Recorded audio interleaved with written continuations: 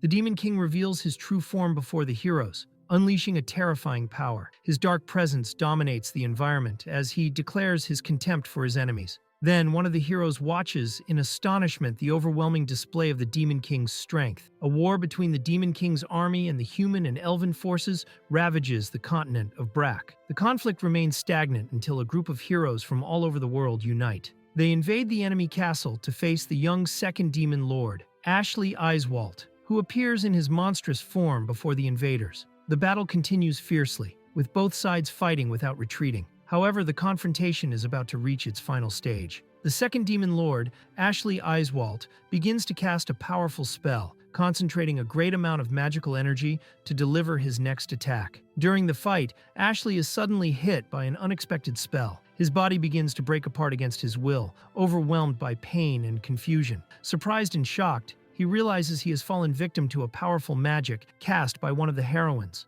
Without understanding how he was caught off guard, Ashley feels his body dissolving as his consciousness starts to fade. At 29 years old, in the middle of the final battle, the second demon lord faces what seems to be his death. Fragmented and shrouded in darkness, his story comes to an end, or at least that's what everyone believed. In the kingdom of Lahar, at the far north of the country, a castle becomes the target of a sudden attack. Amid the chaos, soldiers and civilians desperately try to escape. Allied forces suffer heavy losses, while healers rush to save the wounded. The situation quickly worsens, and everyone fears they will not survive. A first-class stone dragon, Burgant, appears on the battlefield, even leading basilisks. The situation becomes complicated, with many injured and few supplies left. Facing the imminent danger, a mage steps forward with determination. She will face and try to stop the creature herself. The young warrior Aerys takes the lead with courage, promising to protect everyone around her. With determination, she moves forward to the fight. Inspired by her stance,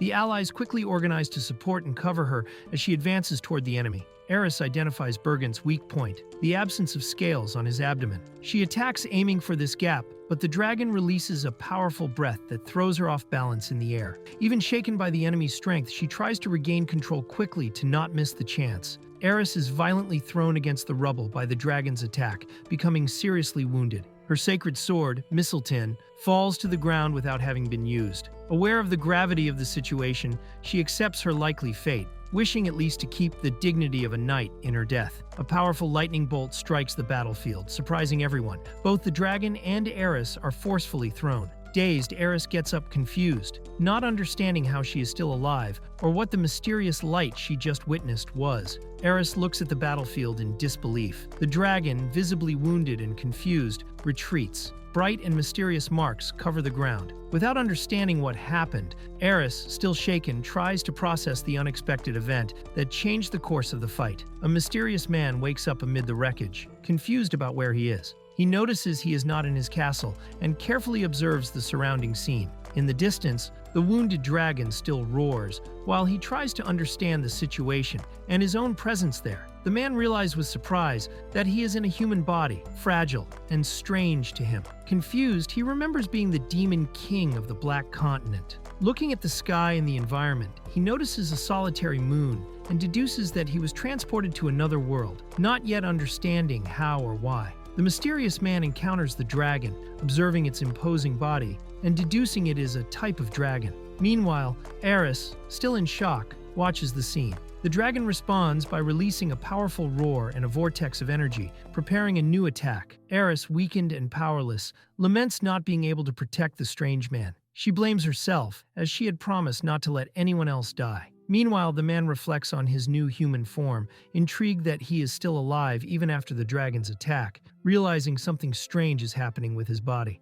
The man notices his arm is being affected by a petrification magic, but strangely feels no pain. Aerys recognizes the deadly spell and panics. Even aware of the danger, the man calmly analyzes the situation, intrigued by his unusual resistance to magic that would normally mean certain death. With ease, the man dispels the petrification magic, surprising everyone. Aerys watches incredulously, as even she would have difficulty with that. The man concludes that, although he seems like an ordinary human, he still retains part of the powers he had as the Demon King. Even without fully understanding his new body, the man accepts the situation confidently. Turning to the dragon, he declares it is now his turn to act, showing he is ready to counterattack. As the young man faces the dragon head-on, Aerys recalls the failure of her special unit, about 100 elite adventurers, well armed and with a defined strategy. Even so, they were all defeated without a chance to react. Now she watches in disbelief as the stranger advances alone, defying the impossible. The man easily dodges all the dragon's attacks, surprising Aerys,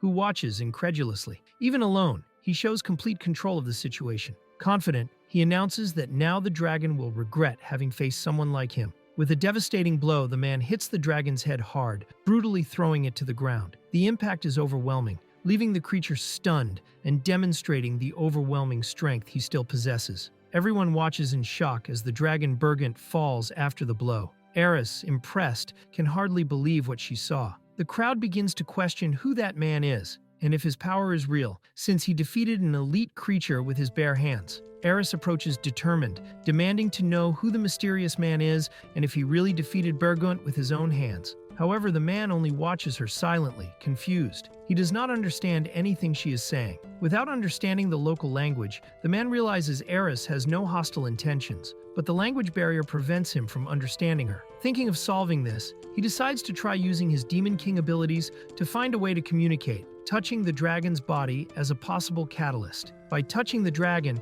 the man activates an ability that connects him to the vast knowledge accumulated by dragons throughout history. Magic, geography, sciences, currencies, and more. Although he expected more information, he recognizes the usefulness of the power, naming it Vizareg Gaina. Aerys, feeling the strange energy, asks what he just did, still suspicious. After using his spell, the man begins to understand the local language. A new woman appears and questions him directly about his identity and the abilities he used. He answers calmly, returning the question, since he also does not know who those around him are. The woman notices he got information from the dragon's body and confronts him, suspicious of his intentions. The man explains he used the dragon to understand the local language. Aerys, relieved that no one died thanks to his intervention, expresses sincere gratitude. Meanwhile, others take the opportunity to bombard the stranger with questions about his origin and powers, leaving him a little confused by so much curiosity at once. Awkwardly, the man tries to downplay his deed,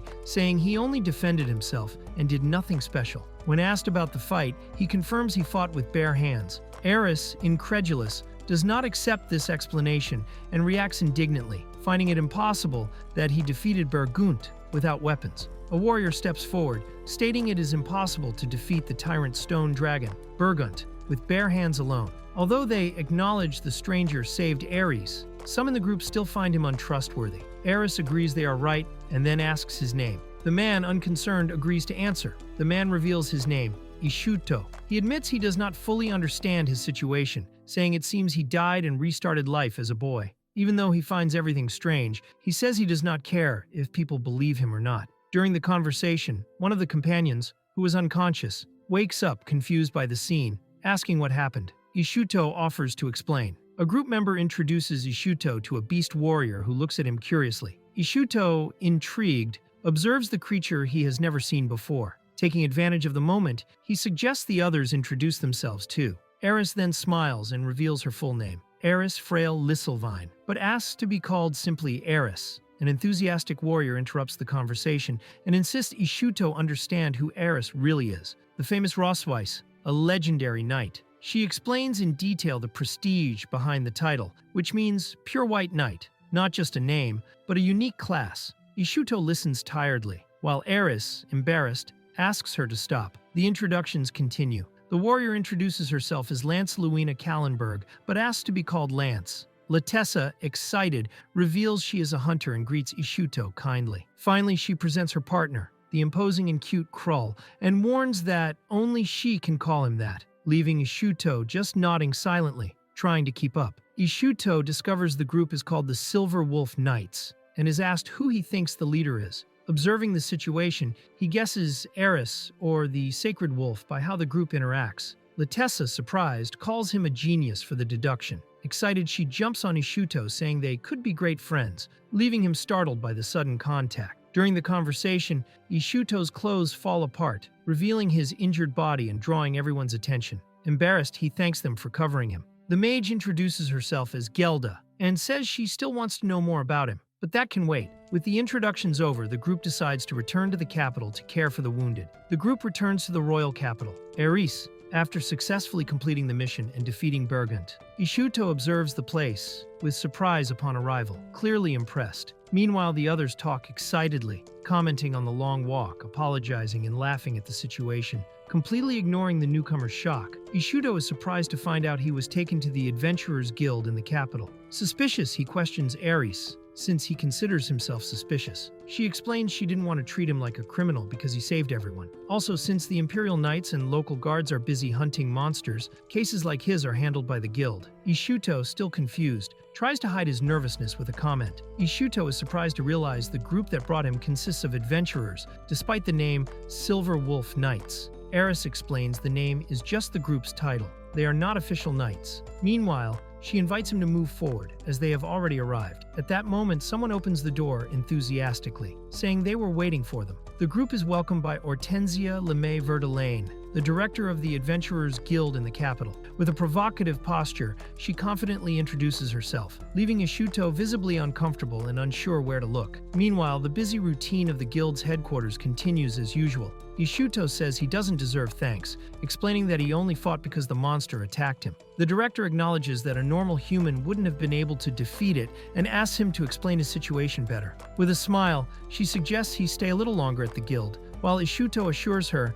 he has no intention of causing trouble. Hortensia reveals a magical scale that detects lies, found in ancient ruins. Proud, she declares her love for the job and for adventurers. Meanwhile, Ishut watches the scale with some caution. Latessa jokes about the situation, saying she already understands how much the director values her position, making Hortensia smile. Ishut decides to tell his true story. He reveals he is Ashley Iswalt, a former demon lord of the Black Continent whose goal was to conquer the world. He says he was defeated when heroes invaded his castle. Upon waking in this new world, he realized part of his memories had been erased, and suspects he was cruelly killed. Still, he doesn't understand how or why he ended up there. Ishut states he was reincarnated in that world and that he didn't lie about anything he said. The magical scale confirms the truthfulness. Hortensia, however, misinterprets everything. She believes he suffered a severe trauma, was enslaved, and created the fantasy of being a demon lord to cope with the pain. Feeling sorry, she hugs him tightly,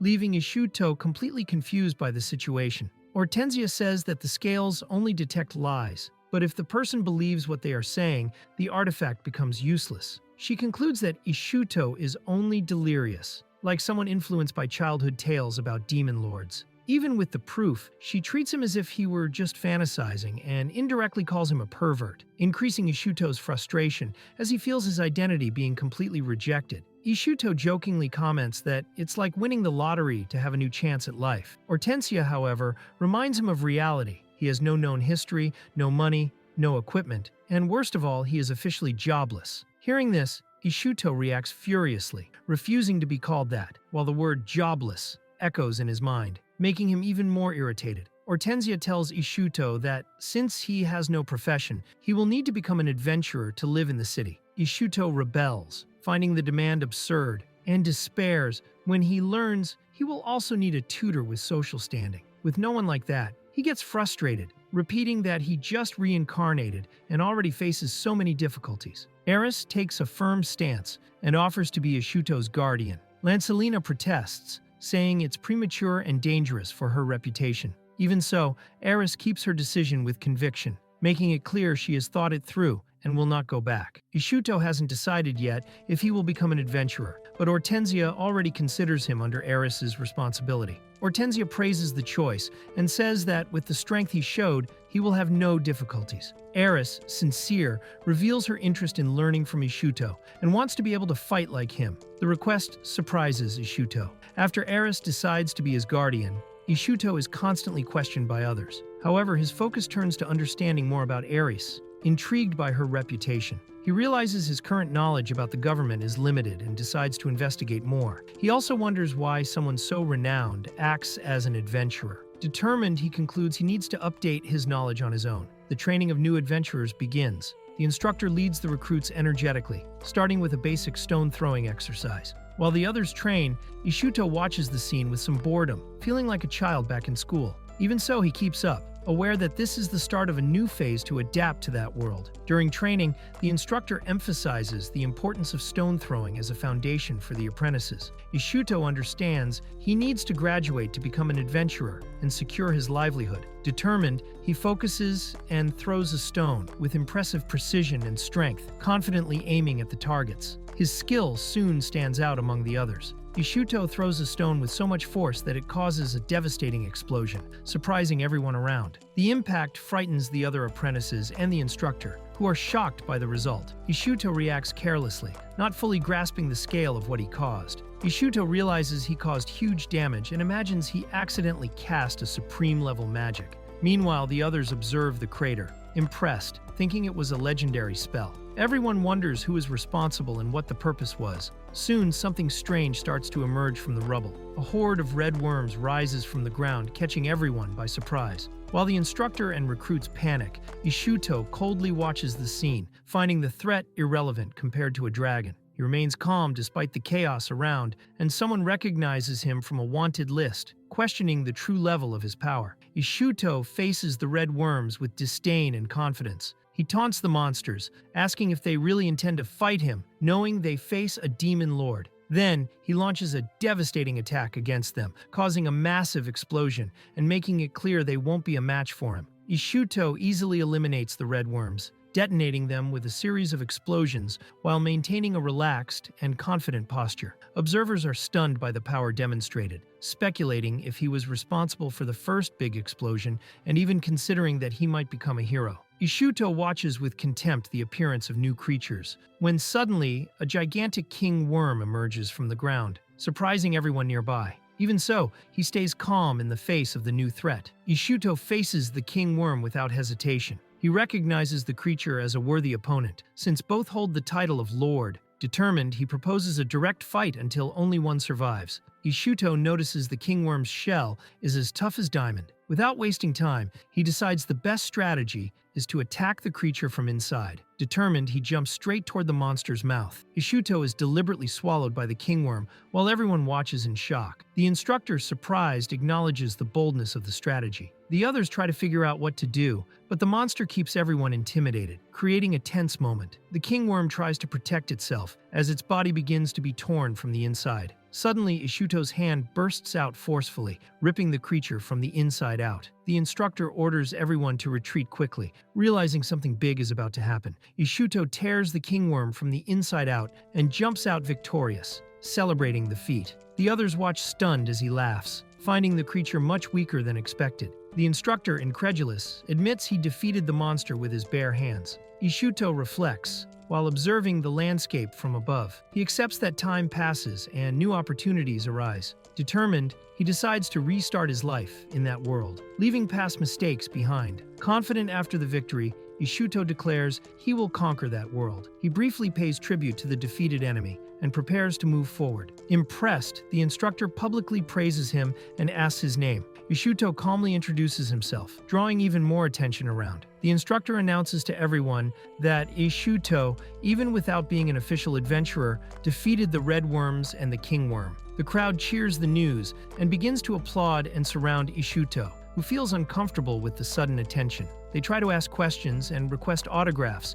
while he tries to escape the harassment. A mage from the school analyzes Ishut's records and is surprised by the power he demonstrated, especially since he just became a student. He notices inconsistencies in the recorded data, like a strange level, and suspects it might be an error. After thinking, he decides Ishut's status will be remeasured at the guild after graduation. Ashley Ishvalt officially receives his title as a beginner adventurer from the Royal Adventurer Training School with the rank of Apprentice Knight Level 0. The crowd, excited about his achievement, tries to greet him, but he gets irritated with so much attention. Even so, he is declared graduated from that moment on. In the royal capital, rumors about Ishut's feat spread quickly. In the streets, everyone talks about the rookie who defeated the Worm King and graduated on the same day he entered the school. Ishut's name begins to gain prominence while he, relaxed, enjoys a moment of leisure in a tavern, satisfied with the new life he has earned. At the guild, Ishut's name continues to resonate. Meanwhile, Director Hortensia relaxes in a bar, happily commenting on the young man's feat. Aerys, concerned about the director's image, asks for more composure, but Hortensia argues the bar is empty, so there's no problem. The conversation remains casual. with everyone recognizing Ishuto's growing fame. Gelda criticizes Hortensia's bold behavior, saying she doesn't follow common rules, while Hortensia takes it as a compliment. The conversation remains light-hearted, with Aerys trying to bring the focus back to why they came there. Hortensia then hints she has something surprising to show, arousing everyone's curiosity. Aerys examines Ishuto's data and is surprised to see he has level 0, something she had never heard of. Hortensia comments that it is an unprecedented feat, while Ishuto casually explains that he already graduated. Hortensia becomes even more surprised, remembering he had enrolled at the school that very morning. Hortensia comments that Aerys held the record for fastest graduation in history, having graduated in 1 month at age 10, but even that doesn't compare to Ishuto's feat. Even surprised, Aerys also finds it unbelievable. It is explained that normally an adventurer starts at level 1, with rankings from beginner to advanced. Faced with Ishuto's level 0, they wonder if there was a mistake, but Hortensia denies that possibility. Aerys and the others still try to understand Ishuto's level 0. Although it seems like a mistake, the mages analyzed and confirmed it is correct. The wolf states that Ishuto has already reached his limit, but no one fully understands what that means. Aerys thinks that if this is level 0, then what would his true power be? She admits she can't even imagine. Aerys hears rumors in town. A newly arrived student defeated a group of redworms and even the kingworm by himself. Surprised, she realizes they are talking about Ishuto. As people discuss the feat, she thinks he hides a power no one can imagine. The girls analyze Ishuto's data and notice his skill section is illegible and overloaded with too many abilities. Also, his alignment is considered abnormal, completely leaning toward chaos, which impresses them all. The director explains that even after centuries of seeing the worst tyrants, she never found anyone with a chaos value above 75. Ishuto, on the other hand, surprises everyone by registering a perfect 100 in chaos, something never seen before, making it clear he is someone beyond normal standards. The director comments that alignment is a vague concept, not determining if someone will be good or evil, and that numbers, although truthful, don't always reflect reality. Meanwhile, the group discusses the balance between order and chaos, with some doubts about how reliable this system is. Aerys and Ishuto realize they are opposites. The woman with the hat reveals she had been watching both precisely for this reason. The conversation shifts to the special campaign, and the director says an enemy wouldn't be a challenge if Aerys took it seriously. But that wouldn't help her growth. Aerys and Gelda agree that Ishuto cannot be left unsupervised. Gelda then reveals a mysterious manuscript, sparking Aerys' curiosity about what it might be. Gelda shows an ancient book of prophecies written by the witch Briggan, her old rival. As they flip through the book, they find a prophecy about the coming of the great demon king of terror, who will descend from the sky when the scarlet moon forms a perfect circle, opening the gates of the world in the year 999 of the continental history. Aerys starts reading the indicated page, intrigued. The women realize the prophecy speaks about the current year. Gelda recalls the scarlet moon that appeared the same night Ishuto arrived. Connecting the facts, they conclude he might be the great demon king of terror mentioned in the book. Even so, Aerys hesitates, thinking it might just be a story. Gelda, excited, believes the prophecy may have come true. The women talk about what Ishuto said earlier, about being a demon king who wanted to conquer the world. They conclude he wasn't lying, as the mystical scales, capable of detecting lies, showed no falsehood. Even without fully trusting the story, they admit that at least Ishuto truly believes he is who he says he is. The women continue discussing Ishuto. Despite recognizing he is eccentric, they also admit they have seen many types of people and can't predict what might happen. In the middle of the conversation, one of them unexpectedly teases another, creating an awkward moment. The girl gets embarrassed when questioned about her behavior, trying to explain she has no deep interest. However, she admits she felt attracted to Ishuto's strength. Inspired by the moment he defeated the enemy with a single blow, she declares with determination that she wants to become as strong as him, feeling her heart race remembering the scene. Aerys causes a commotion by expressing her interest in Ishuto. Lance, furious, reprimands Aerys, saying she shouldn't show feelings for someone they barely know. Letessa tries to intervene, but Lance tells her to be quiet. Meanwhile, other women comment that this is the first time Aerys has shown interest in a boy and that she has always been focused only on adventures. Some think they should be celebrating instead of criticizing. The conversation in the bar continues. While joking about love conquests, the director changes tone and says she has an important request. She addresses the Silver Wolf Knights, praising the group as brilliant and a true dream team. She says she expects great things from them and that the request is made precisely because she trusts them. One of the girls suspects it will be something silly, but the director seems serious. With a cute look, the director asks them to let Ishuto join the girls' group. However, the reaction is immediate and negative. One of the girls totally refuses, stating that men are forbidden in the team. The director, surprised, still tries to insist, but the answer remains firm. While some girls discuss the possibility of Aerys falling for Ishuto, she remains unconcerned, focused on how to handle the matter. The director, in her relaxed way, says she will organize everything once Ishuto's adventurer license is ready. At dawn, Ishuto wakes up in his room, initially confused about where he is. After realizing he is in his quarters, he notices the place is in poor condition, but is surprised he slept well. The morning passes quietly as he gets up and prepares for the day. Ishuto reflects on his new life, realizing that, contrary to what he thought when he died, everything was just beginning. He feels that now his life really had a new start, in a world completely different from the previous one. While pondering, someone knocks on his door, calling him. Ishuto hears a female voice and immediately recalls the traumas he suffered with women in his old world, especially those invading his personal space. Scared, he asks who it is. The woman on the other side introduces herself as a member of the Adventurers Guild. Reluctantly, he allows her in, still wary of what might happen. A young woman from the Adventurers Guild of the royal capital named Elsie introduces herself to Ishuto as his new attendant. From today on, she will be his direct contact for any questions or needs. Ishuto, surprised by her formality and posture, even asks if she is a lady of the royal court. Elsie explains that her job is to help Ishuto with everything he needs, since he is considered an extraordinary rookie. Ishuto shows disinterest in participating in all this, but Elsie reveals he already has a reputation in the guild. Also, the school director sent a recommendation letter, and Aerys Frail, a prestigious knight, is his guardian, which further strengthens his position. Ishuto says he has no interest in joining the army or following orders, but ends up being misunderstood. Elsie believes being an adventurer suits him better and encourages him with a smile. With little choice, Ishuto agrees to try following that path. Ishuto appears in his underwear, leaving Elsie surprised and unsure how to react. She asks him to get dressed, and he apologizes, saying he didn't notice the discomfort. Despite the misunderstanding, Elsie assures she wasn't left with a bad impression,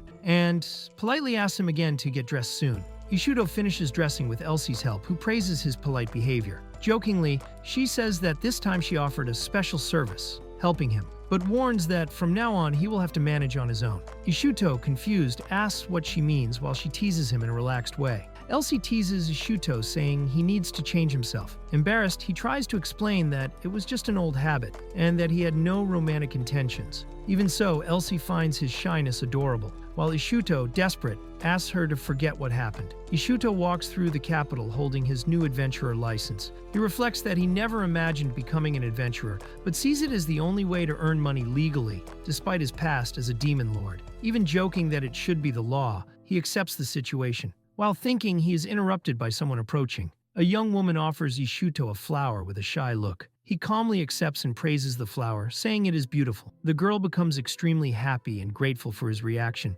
showing innocent affection. Ishuto tries to pay for some flowers but realizes he has no money. While apologizing for just arriving, a man suddenly appears and pushes the girl who offered the flower, complaining she was standing in the middle of the path. The girl falls to the ground with the flowers scattered. Two reptilian-looking soldiers appear and start mocking her, calling her a friendly fire elf, and laughing at the fact she is selling flowers. Ishuto watches the scene closely. The soldiers continue humiliating the elf, calling her a failure and forbidding her from using dark magic again. One of them shouts that she is a disgrace to adventurers. Despite this, the older brother orders them to leave her alone. Before leaving, one soldier threatens that anyone involved with her will have bad luck. The elf remains silent, visibly shaken. Holding the fallen flower, Ishuto coldly stares at the two soldiers and loudly calls them beasts, attracting the crowd's attention. Surprised and irritated, the soldiers ask what he said. Without showing fear, Ishuto repeats the insult firmly, directly challenging them.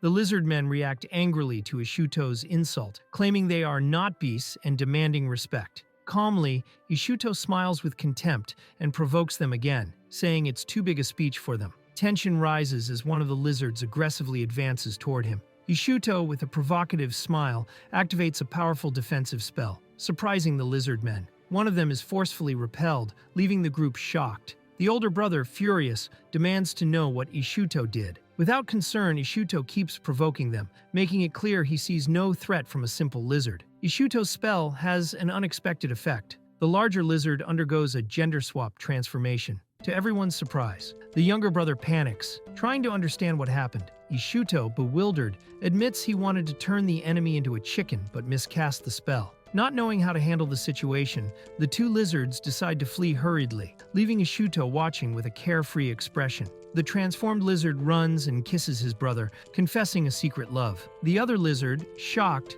blames Ishuto for the situation. Ishuto calmly replies that the effect will wear off in a month, but the lizard demands he take responsibility for what happened. The older lizard promises revenge and runs to try to cure his brother. Meanwhile, Ishuto is surrounded by the curious crowd. Rika, still embarrassed, thanks him for being saved. Ishuto responds simply, saying he helped because he wanted to. Rika confirms she used to be an adventurer. Ishuto understands and, with a simple gesture, says he was just helping. He says goodbye calmly. Rika, still surprised by the ability she saw, realizes she is late and runs away. Rika arrives nervously at the office after being summoned. She hands the letter she received to the attendant, who receives it kindly and is surprised by the content. Anxious, Rika is taken to Verdelane's room after delivering the letter. Wondering about the true intentions of the summons, she enters and is received warmly. Rika is warmly received by Verdelane, who reveals she has a personal request. She insists that Rika should not refuse and must accept the proposed mission. The adventurer is surprised when asked to return his license. Meanwhile, another newly licensed adventurer is mentioned. The woman presents a new mission to a young woman, saying the task suits her. Nervous, the young woman asks for more details, mentioning rumors about a boy everyone talks about. The woman explains the boy's name is Ishuto, a young man wrapped in mysteries. She reveals he has incredible combat talent, capable of destroying not only the city, but the whole world if he wanted. The young woman listens in shock. Smiling excitedly, the woman asks the young woman to accept being Ishuto's supervisor. Surprised and confused, the young woman doesn't understand the proposal immediately. The woman reinforces her request that the young woman be Ishuto's supervisor. Scared, the young woman panics, considering the task impossible. The woman then tries to calm her down, saying the talk about destroying the world was just a metaphor. The woman changes the subject and asks how much money Rika currently has. Nervous and sweating, Rika hesitates to answer. After being pressured, she reveals she only has 13 Ryans. The woman laughs upon hearing Rika has only 13 Ryans, saying it's barely enough to buy candy. In a provocative tone, she recalls that Rika humiliated herself at the market the day before for having no money, and even searched for change on the street. Then she questions how someone with noble blood could act like that. The woman suggests Rika give up being an adventurer, insinuating that she would have more profitable options in the red light district because of her half-elf appearance. Indignant and determined, Rika firmly refuses, reaffirming that her dream has always been to be an adventurer. Rika says she always dreamed of being a mage, inspired by a book her mother gave her. She explains that her mother supports this dream, but is sick and undergoing treatment in the village. Her father, an elf, disappeared on a journey. Determined, Rika says she needs to earn money to help her mother, sending her support every month. The woman comments that Rika's determination is part of her charm. Given the burden she carries, she believes Rika has good reasons to accept the request. Then she offers a shiny coin as incentive, leaving Rika surprised. Rika thinks about the coin's value, realizing she could pay off her debts, live on the change, and still help her mother. The woman stresses that the mission is personal, and few would be able to complete it, but she believes Rika is the ideal person. Pressured, Rika hesitates, swayed by the proposal. The woman explains that few could get close to Ishuto, and someone seen as naive and kind-hearted would be ideal. She suggests Rika is perfect for this, even mentioning her curves as a factor. Embarrassed, Rika protests, saying that has nothing to do with the mission, but the woman insists it does. Determined to continue as an adventurer, Rika accepts the proposal and promises to do her best, even worried about Ishuto. The woman praises her decision and hands over the reward. Rika thanks her, determined to move forward. Trying to take the coin, Rika drops it. The woman uses magic to easily retrieve it, leaving Rika surprised. Irritated and tearful, she complains about being teased, finding the situation unfair. The woman enjoys Rika's tearful reaction. Then she advises the young woman to use her skills to get close to Ishuto, and suggests forming a group would be ideal, but that she should act naturally. Finally, she asks Rika to return with a report in 3 days, and the young woman agrees. 3 days later, Rika goes to the inn where Ishuto is staying. She knocks insistently on the door, calling for him and demanding an answer. Finally, someone opens the door, complaining about the noise. Ishuto opens the door and questions Rika for showing up so early. He comments that he is fine and that adventurer attendants have a hard life. Then he asks if she came just to say that, curious about the reason for her visit. Rika says she is glad Ishuto is fine, but reminds him that 3 days have passed since he received his adventurer license. She comments that he hasn't shown up at the guild, and asks why he hasn't accepted any mission yet. Ishuto replies that he is fine, but says it would be a long story to explain. Rika insists Ishuto tell the truth. He explains that since arriving in this world, he was forced to work non-stop. Tired of that routine, he now values his freedom and says no one has reason to criticize his way of living. Ishuto continues explaining that he realized there is no need to work. The guild covers lodging and food, and even the insects that infested the room disappeared. He values the new peaceful and comfortable life, without pressures or urgent needs. Rika tries to bring Ishuto back to reason, saying he will become useless if he keeps going like this. She explains that the guild's support is not unlimited, and that, without merit, he may even lose his license. The possibility of losing that stability finally worries Ishuto. Determined, Rika grabs Ishuto and decides to take him immediately to the guild. She promises to turn him into an exemplary adventurer. Desperate, Ishuto tries to resist, saying he is not ready, but is dragged along as Rika assures she will be gentle. Rika takes Ishuto to the capital's guild. Upon arrival, Ishuto looks at the mission board and comments that there is nothing interesting at the moment. Rika explains that the best contracts are taken early by experienced adventurers, leaving few options available. The excited boy talks about dangerous adventures that pay well, like fighting dragons for treasure, but a girl warns him he is still inexperienced. Another more experienced girl says that even with strength, he is still a rookie and needs to understand the adventurer's work better. She gives him a mission more suitable for beginners. The boy is upset to realize his first mission is just to gather mushrooms. He complains, thinking he deserves something bigger. The girl seriously warns him that everyone starts this way and that adventurers who think they are special or too strong are usually the first to die. The boy decides to accept the mission, even pretending not to be very interested. When he is about to leave, the girl calls him back worried. She gets annoyed seeing he is poorly equipped, but he insists he is fine, reminding her he has faced dangerous monsters without weapons before. Even so, she is not convinced and is frustrated by his stubbornness. The girl slips in clumsily, drawing everyone's attention. She apologizes, embarrassed, and says she's fine. The boy recognizes her as Rika, while another boy shows concern about her fall. Rika thanks the boy for helping her earlier. He says it was nothing special, just lending a hand. She formally introduces herself as Henrika, a level 1 black mage, and feels a bit shy. The boy comments that her nickname fits well with her name, making Rika even more timid but happy with the compliment.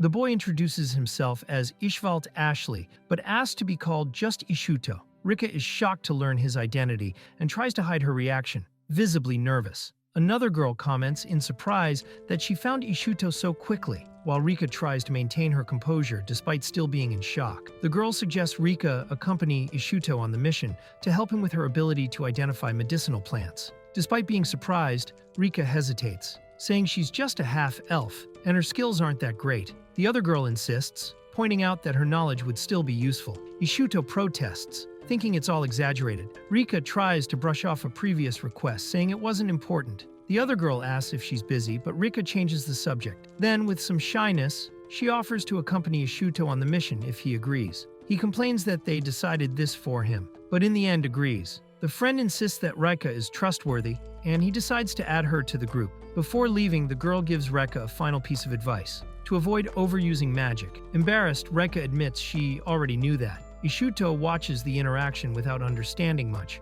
while the girl says it's a matter just between her and Rika. Even without explanations, Ishuto feels something bad might happen. Rika starts to question whether there is any value in her existence as a mage, since no one seems to trust her magic. The other girl tries to cheer her up, saying she has many qualities. Nervous, Rika asks what those good points are, but the friend hesitates, trying to think of an example while keeping a smile. The friend tries to cheer Rika by praising her face and style, even saying she feels jealous. Rika becomes desperate, saying that has nothing to do with being an adventurer. The other suggests she become a dancer since she could charm enemies or support allies with her dance. Rika panics at the idea, saying she's clumsy and afraid of the stage. Meanwhile, Ishuto watches everything confused, finding the situation chaotic. A group of adventurers celebrates after defeating a goblin excited about the victory and ready to celebrate. While talking, one of them notices something and points toward Rika. She, realizing she was recognized, panics upon hearing the nickname they gave her, Friendly Fire Elf, revealing she has an embarrassing reputation among others. Some adventurers mock Rika behind her back, saying it's absurd she's still active in the guild and even suggesting there should be a mission to eliminate her. Rika hears the comments and lowers her head, clearly shaken. Meanwhile, Ishut firmly states he added Rika to his group, drawing the others' attention. The girl who accompanied them watches everything with a serious look in response to the provocation. Suddenly a window shatters, startling the adventurers mocking Rika. Ishut appears with an imposing presence, leaving everyone in shock. He declares that insulting Rika is the same as insulting him, showing that he now considers her part of his group. The people around murmur confusedly, trying to understand what just happened. Ishut downplays the situation, saying the explosion was just a stone thrown by some neighborhood kid trying to calm the place. One of the adventurers, indignant, replies that this never happens, especially in the capital. Ishut ignores it and starts thinking about how to provoke the group that still doesn't know who he really is, with a confident smile on his face. The girl runs worried to see if anyone was hurt by the broken glass. She warns everyone to be careful with shards on the ground. Ishut offers to guide them out safely. Meanwhile,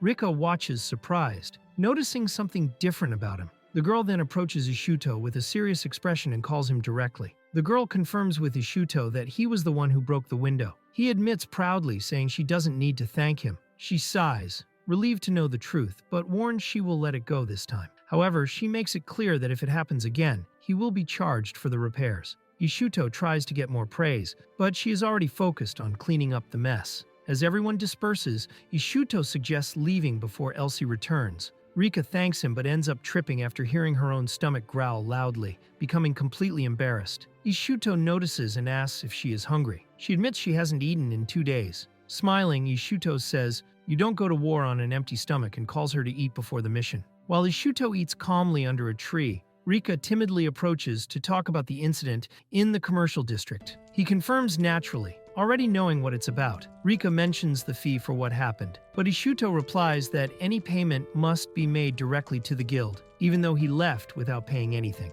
Rika is confused by the situation. Rika is surprised to hear Ishut has permission not to pay anything, and he says Elsie guaranteed guild financial support until he stabilizes. While walking through the forest, Ishut observes the place and comments on their destination, Alna Forest, an area known both for tourism and for being used by novice adventurers. Ishut walks through the forest with Rika, noticing the path is already well marked, a sign many adventurers and tourists have passed there. He comments there are monsters in the area, but they rarely appear. Rika gets startled by a sudden sound, but Ishut reassures her, saying she is now part of his group and that he won't be hard on her. Emotionally, Rika thanks him relieved. While analyzing the forest map, Ishut comments he should update the place's description. Curious, Rika asks if the forest plants eat humans or animals. Ishut answers as if this were normal, saying it's common in forests. He even gives an example. Someone leans on a trunk and suddenly is swallowed by the tree. Rika panics,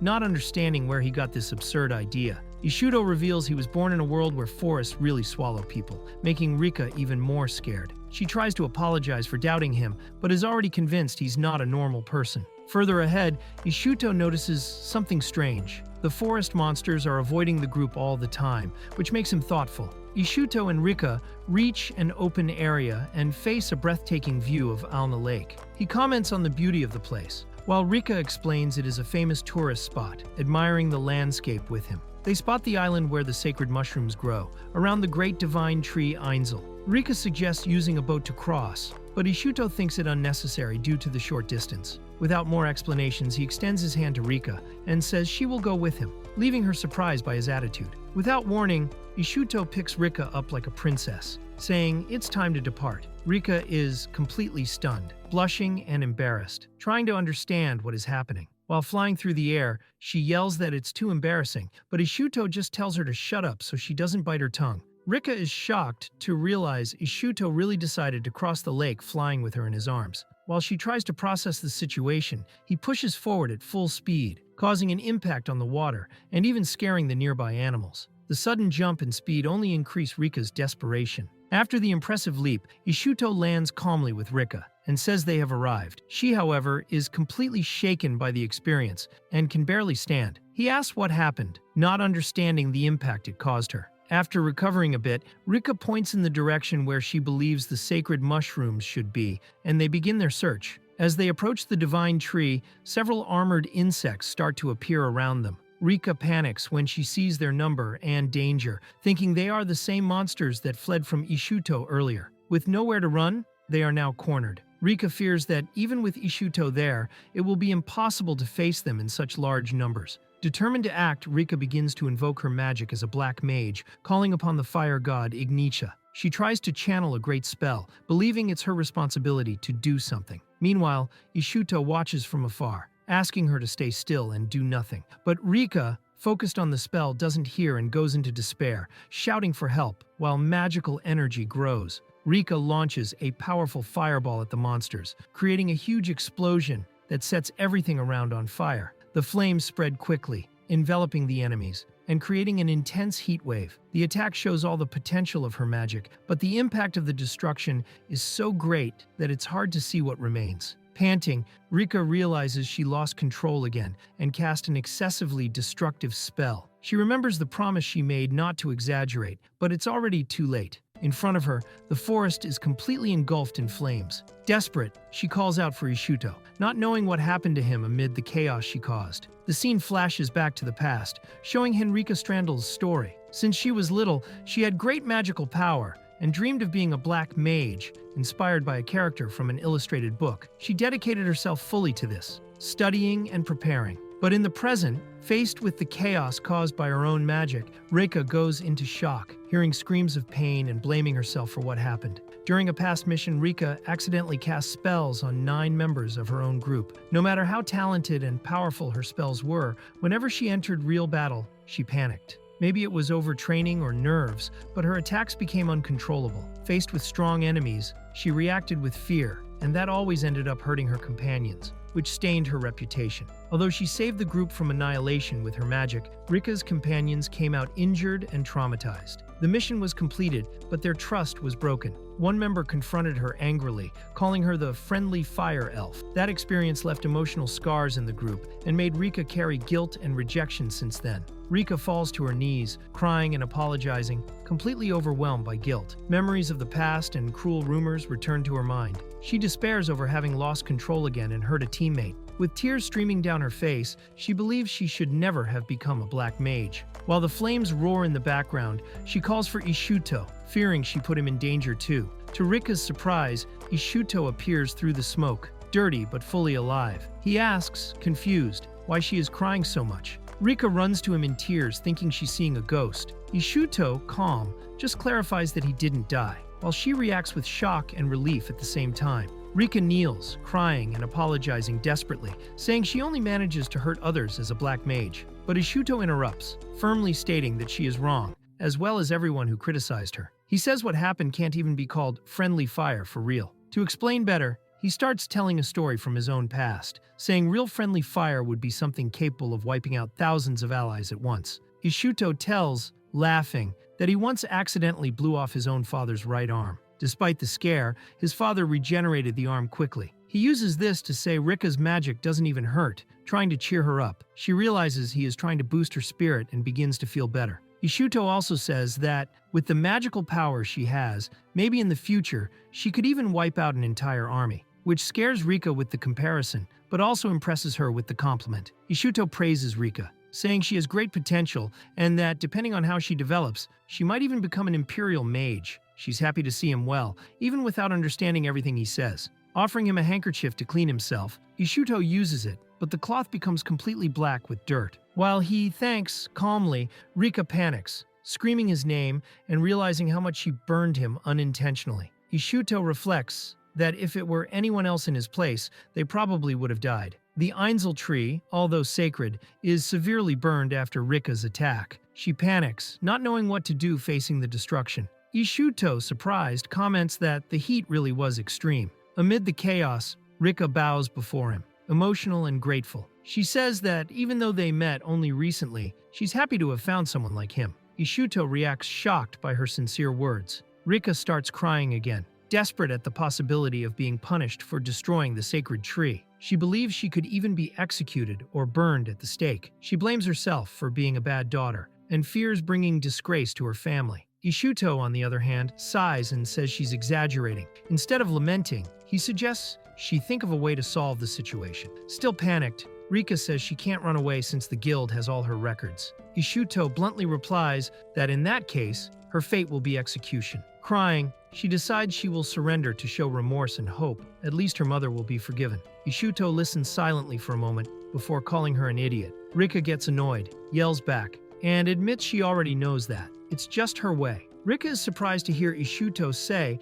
with a smile, that he doesn't dislike completely idiotic people. Meanwhile, the ground shakes and the roar of the burned tree echoes. Rika calls him in shock, but he just watches everything calmly, finding the situation amusing. Ishut raises his hand and easily controls a huge force, protecting Rika from the destruction caused by the tree. He says it's nothing, while she is startled by the power she sees before her. Soon after, the fallen tree starts roaring, drawing attention. Ishut faces the situation naturally, while Rika calls him nervously, not understanding what will happen next. The fallen tree reveals something unexpected. A fairy floats in the air, emerging from what remains of the great Einzel. Rika is startled as she recognizes the creature as the spirit of the tree. Ishut watches attentively, surprised by the situation and not letting the fairy escape. He holds her firmly, while someone questions how someone like him, a human, can see and touch a fairy. Rika worries about how tightly he is holding her, while Ishut acts firmly, leaving no room for her to flee. Ishut continues holding the fairy firmly, asking her to stop struggling. He says he'd be in trouble if she died. The fairy, named Einzel, replies that returning to the tree is impossible since it was destroyed by the infernal sacred fire, an act so severe it could symbolize the end of the world. Ishut becomes serious and goes straight to the point. He asks how he can resurrect her. Meanwhile, she mentions the possibility that the final war has already begun, and Ishut comments that you can't call that friendly fire like it's something ordinary. The fairy explains that to be resurrected, an absurd amount of mana is needed, the equivalent of 100 elves. Rika panics at the number, while Ishut remains calm. He deduces that this equals the mana of 30,000 humans, and still offers to donate his own energy. He says he doesn't understand everything, but if that's all she needs, he'll give it. He shouts with a smile that doesn't seem human, and tells her just to accept it. The fairy hesitates, stating that the mana of only one human wouldn't be enough. But Ishut is already determined. Ishut raises his arm confidently and releases his mana, creating an intense magical explosion that glows and spreads through the air. He provokes her to try some of it. The energy hits the fairy forcefully, making her body tremble. She reacts surprised by the power, trying to understand what is happening. The mana's strength is absurd, far beyond what she imagined. The powerful mana surrounding the fairy's body begins to overwhelm her. Her senses become confused, and everything seems blurry. She feels the wild energy growing non-stop. Ishut watches the reaction with fascination, surprised to realize even his own mana is being sucked back. The fairy's body wraps in spirals of intense energy as she struggles to understand what she is feeling, unsure of what to do faced with such power. As the magical wind swirls intensely through the forest, Rika watches wide-eyed. What seemed impossible begins to happen before her. The great tree, once reduced to ashes, blooms with full strength, as if reborn. The leaves dance in the air and shine with the mana's energy. She can't believe what she's seeing and feels, as if in a dream.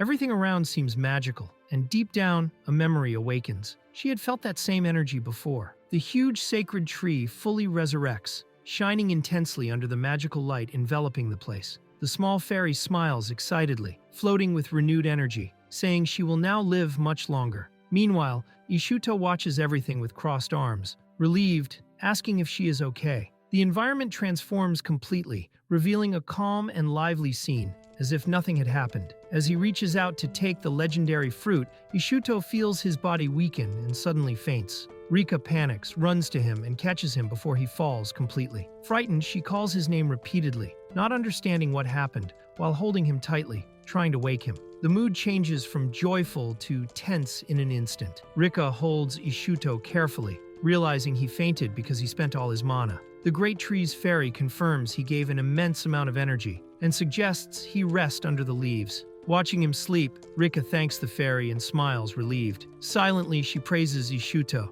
recognizing how amazing he was for everything he did. The scene ends with the two resting in the shade of the now-restored tree, a peaceful moment after all they faced. Ishuto wakes slowly, still lying with his head on Rika's lap, noticing how comfortable it was. She's startled for a moment but soon brightens up seeing him conscious. She asks how he is feeling, and even tired. He says he's fine. She offers for him to rest more, but the atmosphere already shows relief after all they went through. With both seeming calmer under the shade of the reborn tree, Ishuto wakes up hungry and says so right away. He tries to pick a mushroom that caught his eye, but Rika stops him immediately, revealing it was poisonous. As he continues pointing at other mushrooms, thinking some might work, she firmly denies all, even when he suggests cooking one. She leaves no room for error, clearly worried he might do something foolish out of hunger. After being saved by Rika, Ishuto thanks her and says now she is also his savior. He admits mushrooms are dangerous, especially those that look appetizing, and starts listing risks like loss of appetite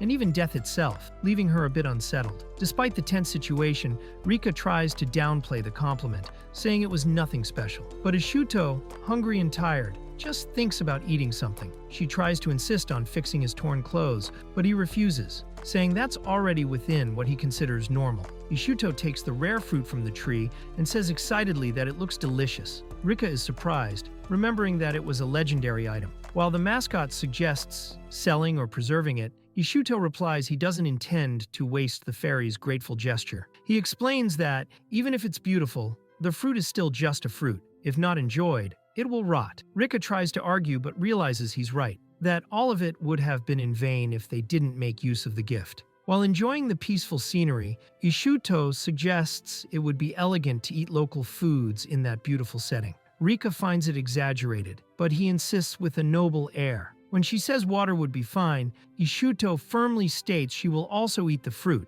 saying he's allowing it. Rika nervously holds the rare fruit, saying someone like her shouldn't even touch it. Ishuto answers directly, telling her to cut it in half. Still unsure, she thanks him, bows, and begins preparing to cut the fruit carefully. Rika hands half the fruit to Ishuto, very nervous about the moment. He praises the cut and prepares to eat. She hesitates, but Ishuto counts to 3, and they bite at the same time. As they bite the fruit, both are shocked by the flavor. To them, it was otherworldly, so delicious it seemed like a heavenly experience. Ishuto even becomes emotional, while both remain frozen in surprise. Rika starts crying emotionally, saying how blessed she feels to be alive in that world. Unintentionally, she speaks with the accent of her homeland and tries to hide the embarrassment. Ishuto doesn't mind and asks if she will continue as an adventurer even after everything that happened. Ishuto, with a sincere smile, extends his hand and invites Rika to join his group once again. She is surprised and emotional, trying to confirm if he really wants her to go with him on future missions. He confirms without hesitation, making it clear he wants her by his side in the upcoming adventures. Rika starts crying with emotion after Ishuto's invitation. She says it's the first time a companion said something so important to her. Ishuto watches surprised, thinking it's a bit exaggerated but clearly touched. Even trying to hide it, Rika's accent slips out again, showing how much it affected her. Ishuto extends his hand to Rika and says her magic never hurt him, encouraging her to leave the past behind. He asks that from now on she show the world she is no longer the friendly fire elf. Rika, excited and emotional, accepts the request with a smile, and they seal this new phase with a handshake. In the frozen mountains northeast of the kingdom of Lahar, a powerful presence begins to manifest. Roars echo among the snowy peaks as a figure senses something coming from the direction of Oreos. She feels an overwhelming force and believes that her mother's ancient prophecy may really be coming true. A mysterious woman reads the old book of Prophecies left by her mother, which mentions the rise of the great demon king of terror. Feeling the prophecy is about to be fulfilled, she decides to go to the capital to confirm with her own eyes. Even though she dislikes crowds, she knows she must act. By her side, a cute and strange creature named Darsha notices her decision and questions it. The woman faces the dark creature with a confident smile. Even in the face of a frightening presence, she remains firm, watching the monster appear before her. With a sharp look, she tells herself that all the effort will be worth it. A few days pass since the last harvesting work. The boy lies down, bored, complaining about the long rest. Despite having used a lot of mana in the recent incident, he is already tired of staying still. Even trying to pass the time reading, he is exhausted. He decides he will no longer stay lying down and resolves to get up. The boy decides to go out and explore the city, excited by the idea. He moves carefully so as not to be noticed by the inn staff. Soon he is ready, remembering that in the previous world it used to take hours just to get dressed. Now, more agile, he jumps out the window and begins his escape. He reaches a high point in the city and is impressed by the view. He observes the castle in the distance and imagines that one day that place will be his. While recalling the reward he received, he realizes it was little and complains, thinking the rules are too strict. While enjoying food at the market, he thinks about buying equipment since Elsie keeps insisting on it. But after spending on lunch, he notices he only has 2,000 lions left. He complains that he can't keep asking the guild for money, and remembers that no equipment can withstand the effects of the dark magic he uses. In the end, he considers that maybe it's easier to buy new clothes after each mission. He remembers he needs to help Rika improve her magical accuracy since she tends to hit the wrong targets. He thinks the best way to train would be in the real field. While walking distracted through the streets, he ends up entering a strange alley. He realizes he is lost and decides to return to the main street, but is surprised by someone shouting for him to get out of the way. While trying to locate himself, he sees someone falling from above. Without understanding what is happening, he reacts quickly and ends up catching a girl who falls right into his arms, leaving both surprised by the unexpected situation. The girl thanks him for saving her and calls the boy by name, surprising him. He tries to understand how she knows who he is, while she just smiles, saying it was a pleasant coincidence to meet him there. Confused, he asks if he should recognize her, and begins to suspect who she might be. He finally recognizes the girl as Aerys, now wearing an elegant dress. He explains that he didn't recognize her immediately because he was used to seeing her in adventurer clothes. She confirms her identity and mentions she heard about him, including that he graduated from the training school on the first day. When she asks if he has already started doing missions, he answers vaguely, still somewhat surprised by the meeting. He notices Aerys is sighing and asks if something serious is about to happen. She denies it, but says she is doubtful about what to do. After thinking for a moment, she says she wants to ask a favor. He replies that he can accept it, depending on the request, since he owes her for being his guardian. With that, she prepares to explain what she wants. Aerys surprises the boy by asking him to kidnap her. Before he can understand what is happening, a group of guards appears, shouting for him to stay away from her, treating him like a commoner. He is confused by the sudden situation and asks what is going on while the guards threaten to act mercilessly if he resists. Faced with the situation, he understands that the soldiers are trying to capture Aerys. She confirms that they are bad people, and he decides that obeying those soldiers would be annoying. With a confident smile, he firmly holds her hand and declares he will kidnap her, accepting the request without hesitation. He runs through the streets carrying Aerys in his arms, while the soldiers shout to capture him and try to surround him. She warns of an obstacle ahead, but he stays calm and replies confidently, asking her to hold on tight. The guards are shocked by his speed and continue the chase through the streets. He runs with Aerys in his arms, trying to lose them in the crowd, but soon realizes her flashy dress hinders their escape. He comments they need to disguise better and suggests finding other clothes for her nearby. Aerys admits she forgot her wallet, and he offers to pay for the clothes. Still, he worries if the 2,000 lions he has will be enough. As they walk hurriedly, he tries to imagine what kind of clothes would be ideal to disguise her until he spots a woman with a style that could be the solution. While walking, an elegant woman recognizes Aerys and comments in surprise to see her accompanied by a man. Aerys seems a little embarrassed, but soon introduces the woman as her friend. She introduces herself with a smile as Chiron Lukop. Ishut, still suspicious, wonders if she might be a new enemy, but Aerys assures him everything is fine. While trying to help with the clothes change, he gets nervous, worried someone might show up at any moment. Although he knows well the less busy paths in the city, he didn't expect to end up in such an awkward situation. Seeing he has no other choice, he asks if Chiron can exchange clothes with Aerys, still confused about how everything got to this point. While changing clothes, the girls enjoy chatting. Chiron comments that someone was shocked to discover Aerys is the heir to the Demon Lord's castle, which confuses Ishut, thinking it was literal. They laugh about it, and Aerys says it was fun. Meanwhile, he, impatient, asks if she is done. Chiron praises Aerys' skin and jokes about the size of her breasts, making the boy even more uncomfortable hearing it all. Ishut turns around when he hears he can look now, but ends up laughing, seeing Chiron with a dress that is too tight. The look clearly didn't fit, and she herself admits she knew it would look strange. Aerys tries to calm the situation and offers a coat. Meanwhile, Ishut,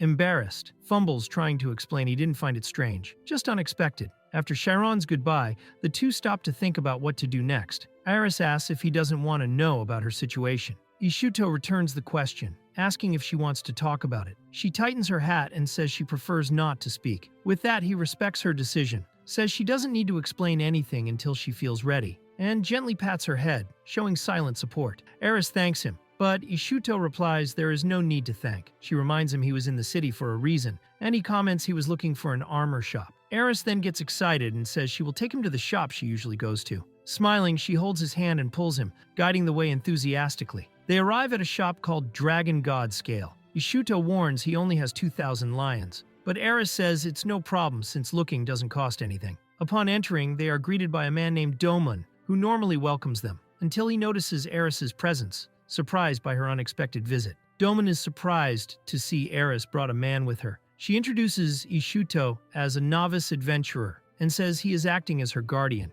Domon soon recognizes the name, realizing he is the famous rookie in town for defeating a dragon. Ishuto mentions he only has 2,000 lions, and Domon, despite the low amount, agrees to show some equipment. Ishuto says he doesn't want to waste money and asks directly about armor with magical resistance. Domon starts looking for something related. Aerys watches silently and, curious, asks why he is specifically interested in that kind of protection. Ishuto prepares to explain, hinting there is a more personal reason behind the question. Aerys talks about Henrika, the fire elf, saying she heard rumors about her. Soon after, she notices Ishuto's team consists only of him and that girl, which makes her tease him a bit. He replies it was just a coincidence and nothing special. She then asks if he cares more about protecting the clothes than his own body, and he admits yes, causing another amused reaction as she examines him. Suddenly, Aerys hugs Ishuto from behind and starts examining his body, leaving him completely speechless and blushing. The shop owner panics, seeing the scene happening in the middle of the store. Ishuto tries to understand what she is doing,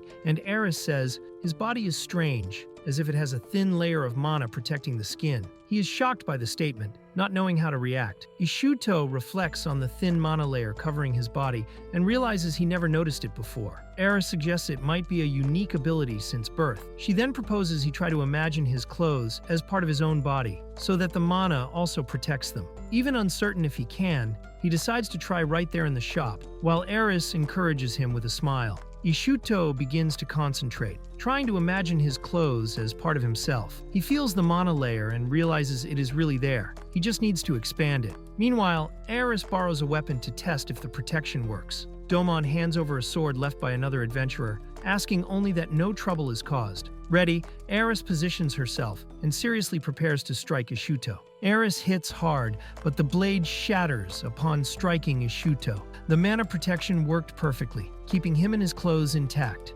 Domon is impressed with the result, while Aerys cheers excitedly, saying he succeeded. Ishuto smiles, happy with the unexpected achievement. Domon, somewhat suspicious, asks who will pay for the broken sword. He comments that, even forgotten by a client, it was still a good weapon. Ishuto panics, realizing he will have to pay for it. But before the situation worsens, Aerys offers to cover the cost. Ishuto sighs in relief, while Domon accepts with some frustration, and Aerys just smiles amusedly at it all. Domon, tired of the mess, tells them to leave, complaining they were only provoking him. Aerys comments that Ishuto has such good defensive ability that he doesn't even need armor. He, for his part, wonders who will pay for the sword, but notices Domon didn't charge anything. Aerys suggests maybe it was out of respect for his power. Ishuto then remembers Domon's name, recognizing that despite the grumpy appearance, he is a decent guy. Since they are there, Aerys suggests looking for a weapon, and he agrees. Aerys warns she will take him to her weapon supplier and also reminds him that her sword,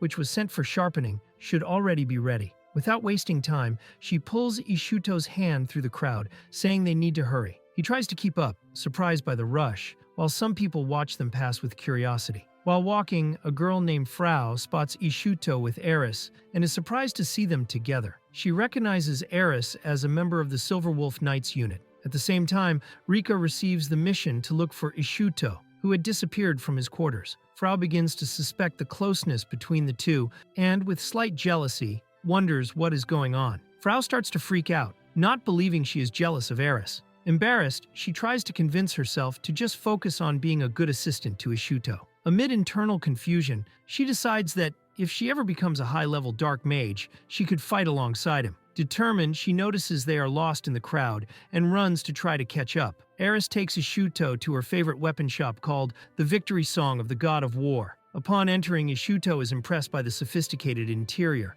They are greeted with a welcome, while he observes the details and the variety of weapons on display. Inside the shop, they are greeted by Carlin, who is dressed unusually, which surprises Ishuto. Carlin is shocked to see Aerys accompanied by a man and shows jealousy, but she tells him to calm down. Then she introduces Ishuto as a novice adventurer, saying she is acting as his guardian. Carlin is a little disappointed but accepts the situation, curious to know more about the rookie. Ishuto, a novice, arrives at the place. Aerys watches him and thinks he looks promising and handsome. During the conversation, she returns the sacred sword Misteltein, informing it is ready to cut through everything. The bill, as always, will be sent to the Silver Wolf Knights Squadron. Aerys asks what kind of weapon Ishuto usually uses. He says he currently doesn't use any but has used a broadsword before. Aerys suggests a new broadsword from the Zima's workshop, popular among adventurers. Ishuto tests the sword, finding it light, but notes there are more important aspects. He asks if Aerys sells products from the workshop,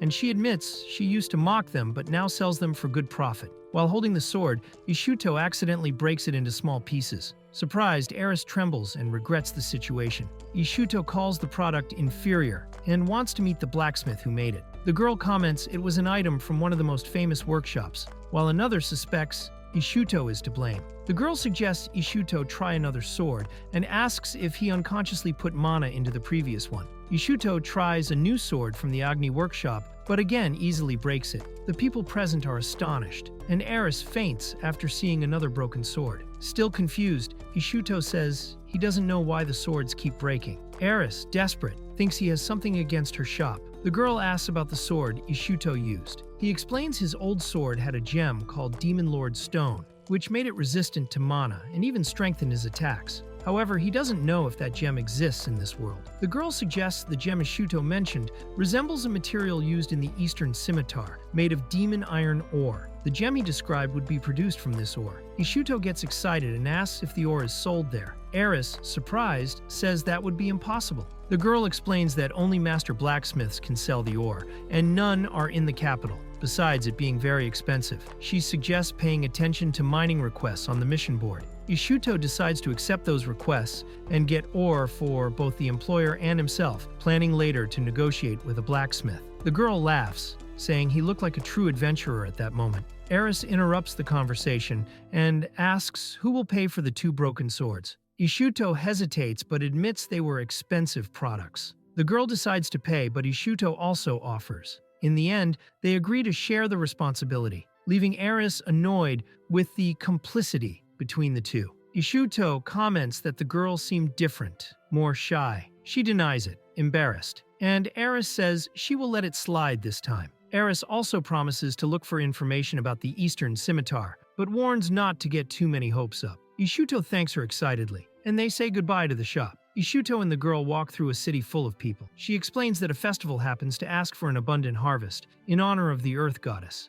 Ishuto notices the place is crowded, which would make it hard for someone to find them. Watching the festival, he comments that all he sees is people eating and drinking freely. The girl smells crepes and gets excited. Ishuto, curious, asks what they are. She explains they are sweets you can eat while walking. He had never heard of them. As they approach, Ishuto realizes he has no money, but the girl offers to pay as a way of thanking him for his help at the weapon shop. Ishuto and the girl eat crepes sitting on a bench. He finds the sweet very tasty and thanks her for the meal, saying he will remember that place. She comments that stall is the best. Suddenly, someone appears calling for Aerys, saying they finally found her, while she comments he sounds like her father talking like that. A woman appears with guards and scolds Aerys for disguising herself in simple clothes, saying her father is very worried. Ishuto recognizes her as Lance and is confused by the situation. Aerys, resigned, apologizes for deceiving him and says her time there is over, while Ishuto tries to understand what is happening.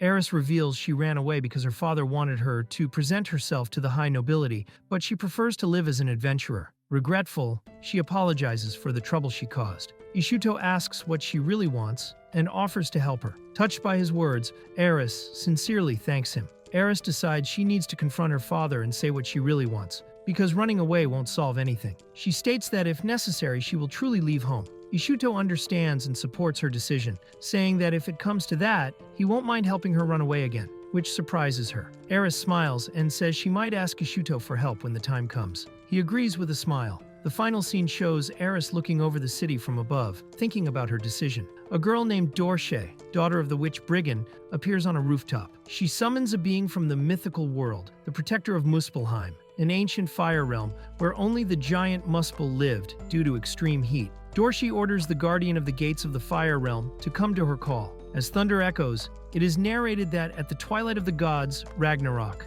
a being wielded the sword of conflagration and set the world on fire. Dorshi, smiling confidently, invokes this power and says she is ready to have fun with it. Dorshi summons immense power in the sky. Lightning and flames engulf the city as she manifests the fire giant Surtur, a legendary creature associated with Ragnarok, who appears threatening above the buildings below. Aerys bids Ishut farewell with a smile. As he responds distractedly, a loud crash starts echoing through the sky. A guard urgently calls Aerys. Ishut senses something strange and looks up, where a huge vortex of energy forms threateningly. The fire giant begins causing destruction in the city, throwing people into panic. A warrior engulfed in flames emerges from the debris. Ishut, confused, asks if that is part of the festival. The woman accompanying Aerys, annoyed, shouts that it's an emergency and he should realize the gravity of the situation. The fire giant roars and advances, causing even more destruction. Ishut recognizes the seriousness of the situation.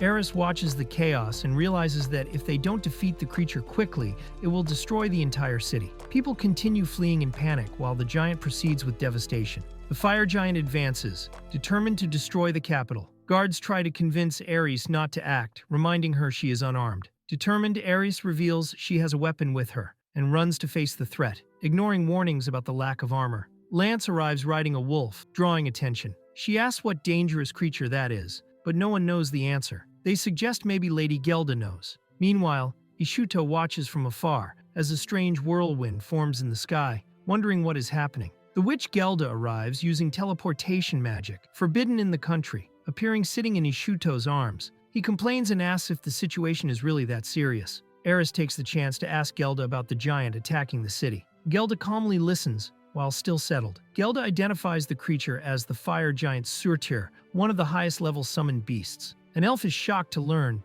it is a summoning. Gelda comments it would be faster to capture the summoner, but admits that if someone managed to summon such a beast, it won't be easy to fight it. She guesses the responsible one must be watching from a high place. Aerys decides they need to defeat Surtur. Lance tries to stop her, saying that is beyond the adventurer's role. Even so, Luteza supports Aerys, affirming only they can protect the city until the Imperial Knights arrive. As they prepare, Aerys calls the girls' attention, ready to coordinate the attack. Ishut points out that Surtur is destroying the city while everyone argues. Aerys realizes time is valuable and decides they need at least to slow down the monster. Ishut says they need a good plan to face it, admiring Aerys' determination but asking for caution. Ishut thinks that although he has no attachment to the capital, many people there treated him well. Determined, he says he won't let a simple summoned creature destroy the city. With a confident smile, he announces he has an idea, and it's better to act than argue doing nothing. Luteza goes on the attack, drawing Surtur's attention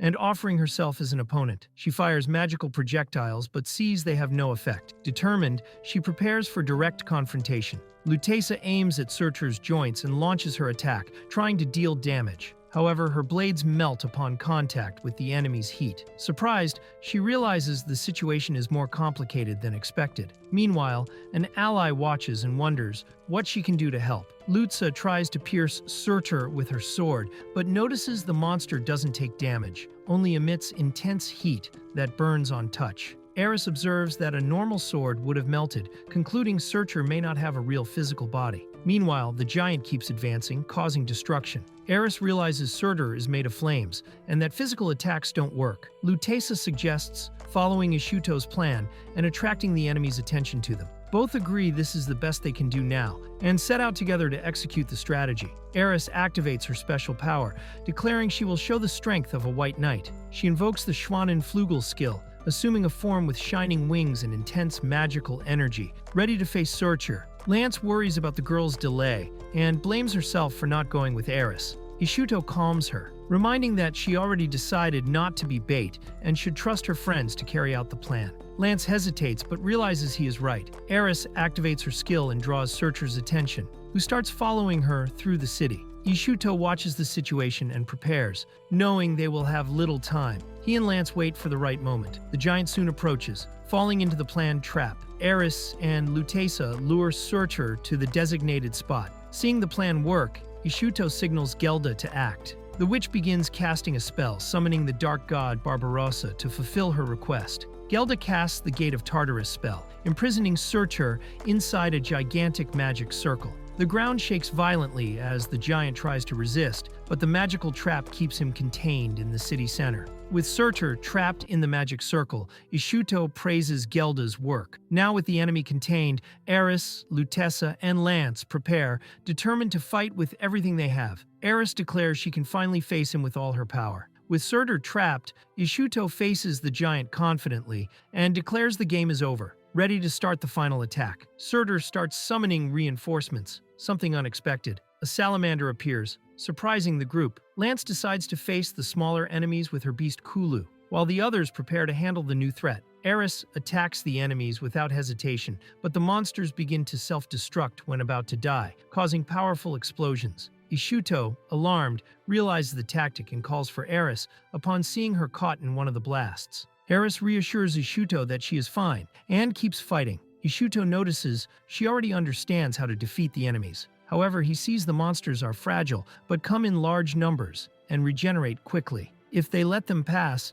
they could destroy the seal holding Surtur. Ishuto taunts Surtur to lure him. During the charge, he notices a child in the way and faces a dilemma. If he dodges, he puts the child in danger. Surtur strikes the ground with force, creating an explosion of heat even more intense than a dragon's. Ishuto feels the temperature rise while others watch surprised. Ishuto stops Surtur's giant sword with his bare hands, surprising everyone. He laughs confidently, showing total control of the situation. Ishuto mocks the situation, saying the heat of the battle is weak compared to what he has faced before. The girls are shocked by his power. Meanwhile, he notices his clothes remain intact, saving expenses. Confident, he prepares to face Surtur directly. Ishuto grabs Surtur's weapon with his hands, immobilizing the giant's attack. Surtur tries to react, but the impact is completely neutralized by Ishuto's strength, who keeps dominating the situation. Ishuto notices a girl named Rika lying among the debris and goes to check on her. Surprised, he asks what she is doing there while the battle against Surtur continues in the background. Ishuto smiles at Rika and, excited,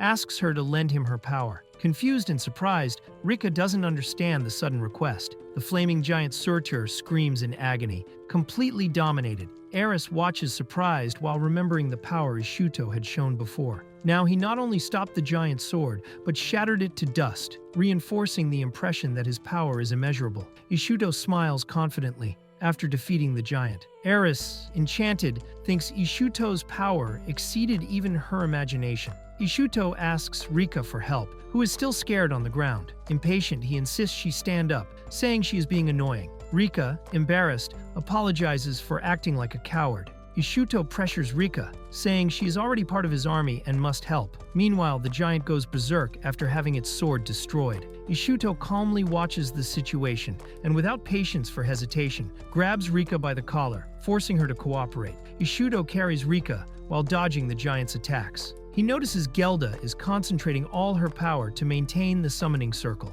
Rika, embarrassed, tries to hide her face in Ishuto's arms. Ishuto carries Rika, who is embarrassed, and insists she lend him her power. He explains that the fire giant is vulnerable to water and asks if she can use dark water magic. Meanwhile, the giant continues attacking. Rika says she only knows how to use a beginner ice spell, Blizzard, and doubts it will work on the giant. Ishuto reassures her and praises her talent, reminding that she already caused great damage before with a simple fireball, making her even more embarrassed. Ishuto tells Rika not to worry about friendly fire, since Aerys and the others can easily dodge attacks. While the group moves agilely on the battlefield, he guides Rika to begin reciting the spell. Ishuto guarantees he will protect Rika, encouraging her to try the spell. Determined, Rika agrees and decides to cast the magic. Even surrounded by salamanders and facing a powerful giant, Ishuto remains fearless. Rika, beside him, begins casting a powerful ice spell. Ishuto warns everyone to prepare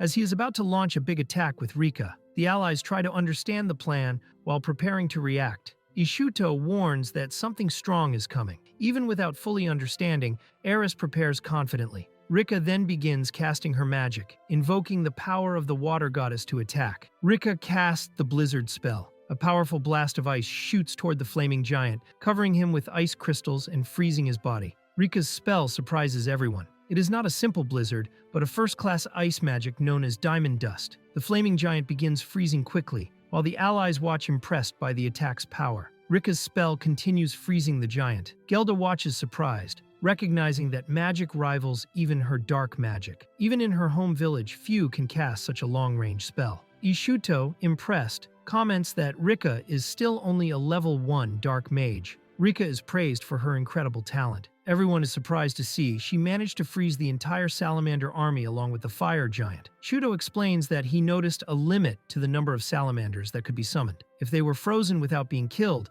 they would not be replaced. Thus, he turned them into easy targets, praising the efficiency of the strategy. Ishuto asks them to take care of Rika and decides to face the enemy alone. Aerys tries to warn him about the danger and the need to discover the creature's weakness before attacking, but he remains confident. Aerys and Rika warn Ishuto that weak attacks don't work because the enemy's body is made of flames. Ishuto understands and reconsiders the idea of fighting it only with his fists. Ishuto observes an unexpected glow coming from Surtur. Surprised, he realizes several salamanders attacked at the same time, creating a powerful combined attack. The explosion generated by the combined attack creates a destructive vortex. Meanwhile, one of the warriors feels her body failing and begins to faint from the intense impact. Ishuto feels a familiar energy around him. His body starts reacting, recalling a sensation he had experienced before. An image of a demonic entity resurfaces in his mind, indicating something similar to the past is about to happen. A demonic being appears,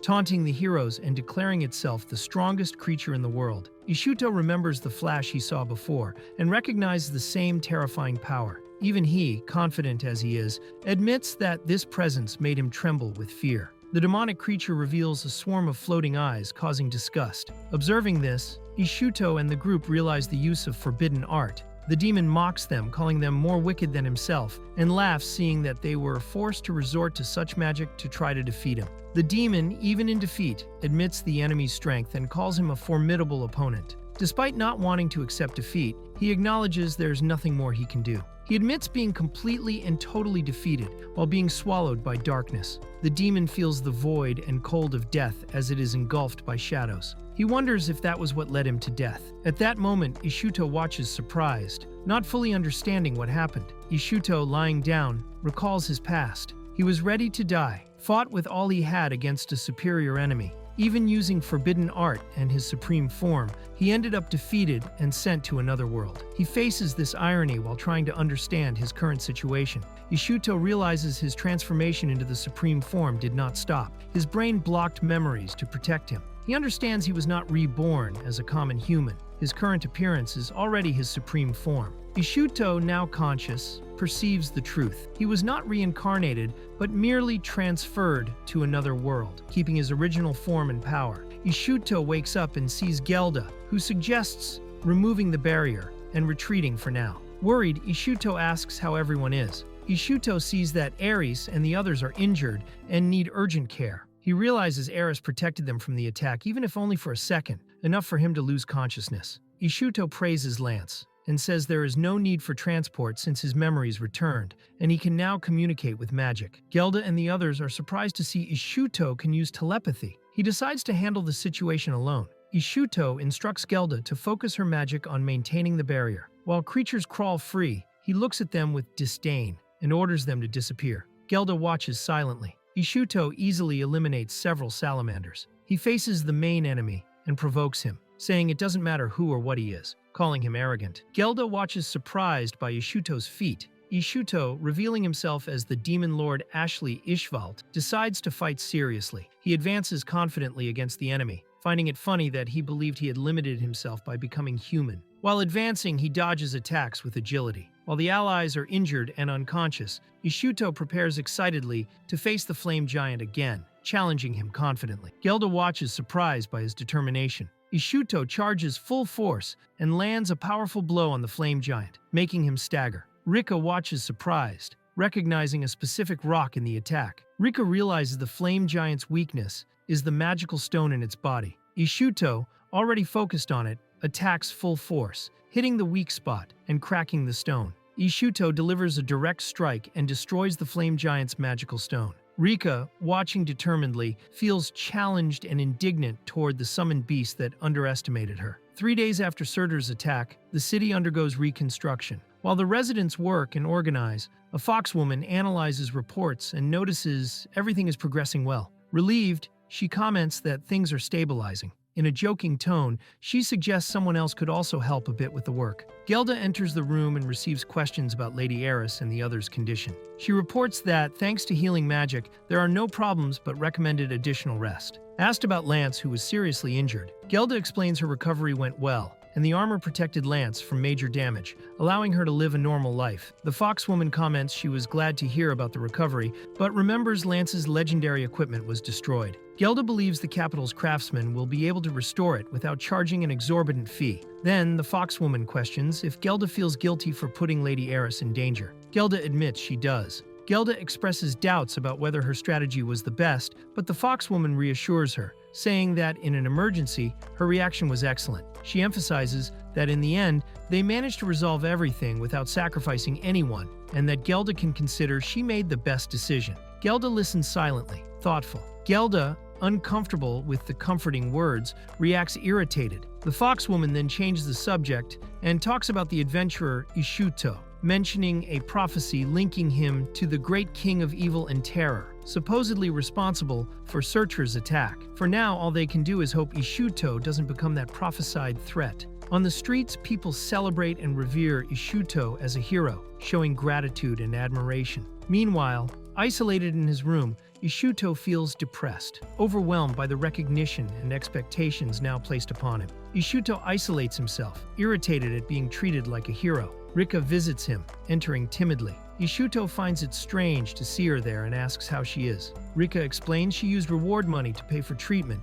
and is now well thanks to a white mage's healing. Rika, excited, shows her reward for leveling up, saying she went straight to level 3, though she feels she didn't do anything special. Ishut praises her, remembering she used excellent ice magic. Checking his own status, Ishut notices he didn't level up, finding it strange. Ishut, confused, notices his stats remain normal even after defeating the great monster. Trying not to dwell on it, he asks Rika about the city's situation. She responds that compared to the first day after the incident, people have calmed down, though some still talk about what happened in parts of the city. Rika says some people are still very excited about what happened, so she leaves home with her hood covering her face. Joking, she says she used to be known as the friendly fire elf, but now she's the ice elf. Ishut tries to hold back laughter hearing that. Ishut says it's normal for people to be impressed by the ice magic Rika used. She, bothered by the nickname Ice Elf, comments, "It sounds like a dish name." Ishut jokes she could be called Wet Elf if another situation is discovered. Rika panics, asking for secrecy.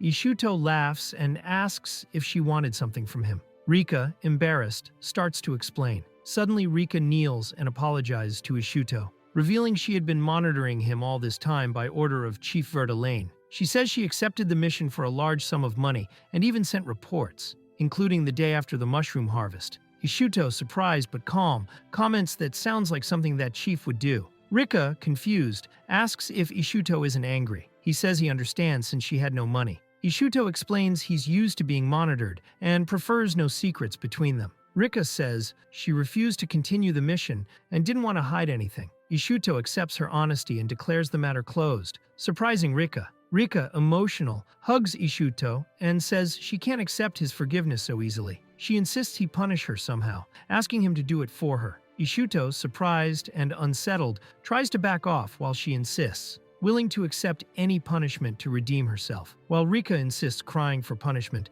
a new character opens the door and catches the scene. Seeing the hug, she smiles enigmatically. Then, with a threatening look, she questions Ishut about what he's doing with Rika. Desperate, Ishut tries to explain, saying it's all a misunderstanding. The new character, Elsie, apologizes for misinterpreting the situation. Ishut then asks what she wants. Elsie informs there's a reward for the incident with the giant, and they came to handle it. Ishut, surprised, asks if the guild really intends to pay. Elsie assures yes, as it wouldn't be right not to reward the hero who saved the capital. Ishut says he doesn't like being called a hero, but Elsie praises his humility. Then she explains there was a meeting to discuss ways to ensure he keeps helping in the future. Curious, Ishut asks what the reward is. Elsie reveals they decided not to leave him in cheap lodgings anymore, suggesting a better place for him to stay, which surprises him. Elsie reveals Ishut will be housed in a 3-star lodging. Surprised, he asks if it's really that good. Rika, excited, explains it's every adventurer's dream since these lodgings are known for excellent service, meals, and accommodations. She gets enchanted just imagining how it must be to stay in such a place. While Rika recalls how she dreamed of places like that reading guides, Elsie suggests she also move to the 3-star lodging, as there's a vacancy for 2 people. Rika panics, saying she couldn't afford it, but Elsie reassures it won't be a problem, and it would be convenient to have her helping alongside Ishut. Elsie explains the guild will pay 3 months of lodging for Ishut and Rika, as thanks for saving the capital. Rika worries about what they'll do after that period. Ishut says it's not worth worrying about now and suggests they plan together how to earn money later. He also offers to help Rika improve her magic, leaving her touched. Elsie declares excitedly that this is the birth of a new group. Then she hands Ishut a map showing the location of the new lodging and says goodbye, mentioning that this was all the information she needed to give. Ishut confirms he will check out the place. The final scene shows the bustling city with residents chatting happily. Ishut and Rika arrive at the place marked on the map and are surprised. They expected something more like a palace, but find a lodging called the Demon Lord's Castle, which confuses Ishut. While trying to understand why the place has that name, a mysterious figure appears, saying they meet again. Ishut reacts surprised to see the person. Ishut reunites with Chiron, who recognizes him as the hero who saved the capital and a promising adventurer. She feels honored to see him again, but Ishut, bothered by the title hero, asks not to be called that. Chiron jokes, suggesting calling him King Hero, making Ishut even more embarrassed. Rika watches the scene surprised. Rika timidly introduces herself as the Ice Elf, which amuses Chiron, who calls her Rika the Ice Elf. Rika is surprised and embarrassed, thinking it sounds like a dish. Ishut jokes that the nickname does sound tasty. Finally, he says it's time to go inside, ending the conversation. Chiron guides Ishut and Rika through the Demon Lord's castle. Upon entering, both are impressed by the atmosphere and the smell of food. Chiron explains the place functions as a restaurant by day and a bar by night. She informs them their room is ready on the 2nd floor, and they can start staying there that very day. Ishut and Rika are taken to the room, impressed by the comfort and the separation between living room and bedroom. Ishut comments that living there will be easy. However, seeing the room with a single double bed, Rika becomes embarrassed. Chiron explains it was the only room available for 2 people, leaving both surprised by the unexpected situation. Despite the unexpected room, Ishut decides they will stay there. Chiron comments that the guild probably misunderstood. Rika is embarrassed thinking about sharing a room with Ishut. Chiron then mentions there is a natural hot spring in the building, which surprises and excites Ishut, who already imagines enjoying the place. After the talk, Chiron says goodbye, leaving Ishut and Rika alone. Nervous, Rika begins imagining possible situations due to sharing the same room. Ishut calls her and says he wants to know how she feels about living together. Surprised and heart-pounding, Rika can barely react when Ishut holds her hand and says that, as a man and woman under the same roof, she must be prepared for this. Ishut holds Rika's hand and directly asks if she's ready to one day have his child. Rika is completely shocked and confused, her face frozen and thoughts scrambled, saying it's a huge responsibility for someone like her. Totally embarrassed by the previous question, Rika says she's not ready. Ishut, not understanding her reaction, clarifies he meant something important. He declares one bed will be his territory and the other Rika's, asking her to understand this well, to avoid misunderstandings. Nervous, Rika pays attention. Ishut reinforces to Rika that if she crosses the line between beds, it will be considered an act of war. Nervous, Rika assures she has no intention of invading his space. Ishut pretends to be alert, saying he hopes not to have to defend himself. After hearing her answer, he smiles satisfied and says now he can be at ease. Ishut suggests making a non-aggression pact with Rika, just as a precaution. Nervous, she agrees. With that settled, Ishut feels more relaxed and goes to take a bath. Later, he suggests they both enjoy the hot spring Chiron mentioned, then do some light missions. Rika accepts, still a bit shy. Rika feels frustrated, thinking Ishut doesn't notice her, and that she's unsatisfied with the situation. However, upon entering the hot spring, she completely relaxes, and her negative thoughts disappear, enjoying the moment of calm. Meanwhile, Ishut explores the hot spring area, and is surprised by the variety of options. With few clients around, he reflects on which to try first and jokes that one day he'll conquer them all. Just as he decides which one to use, a sudden light surprises him, catching him off guard. Ishuto finds Krull, a wolf shaking water in the hot spring. Surprised, he asks what Krull is doing there and why he isn't with Lutessa. Soon after, Lutessa arrives, and Ishuto realizes Krull was just having fun in the water. Smiling, he pets the wolf, calling him a good boy. Suddenly, a girl appears, shouting and chasing Krull, who flees scared. Ishuto, confused, wonders what is happening. The girl explains Krull ran away when she tried to wash him. Ishuto suspects the wolf used teleportation magic. The girl confirms it's a mysterious ability typical of sacred beasts. While walking, Ishuto tells Raika about a suggestion he received from other adventurers at the hot spring to give the group a name. He mentions they suggested Team Ishuto, but wants her opinion too. Surprised, Rika says she thinks it's a good name, even if she feels a bit shy about the idea. While reflecting on group names, Ishuto comments some previous suggestions lacked impact. Suddenly, Rika screams desperately, saying something bit her leg, and she heard a threatening voice. Distressed, she asks for help, fearing she is cursed. Ishuto tries to calm her and prepares to act, instructing Rika not to use magic carelessly. Nearby, a shadowy figure watches the scene. Ishuto watches the bushes, suspecting a ghost, but soon realizes it's not. A mysterious figure crawls through the leaves, weakly asking for help. Intrigued and alert, Ishuto tries to understand who this clearly exhausted person is. Approaching, Ishuto realizes the figure who grabbed him is a girl who looks like a child. Surprised, Rika confirms the girl touched Ishuto's feet. He asks if she's okay, but the girl, offended,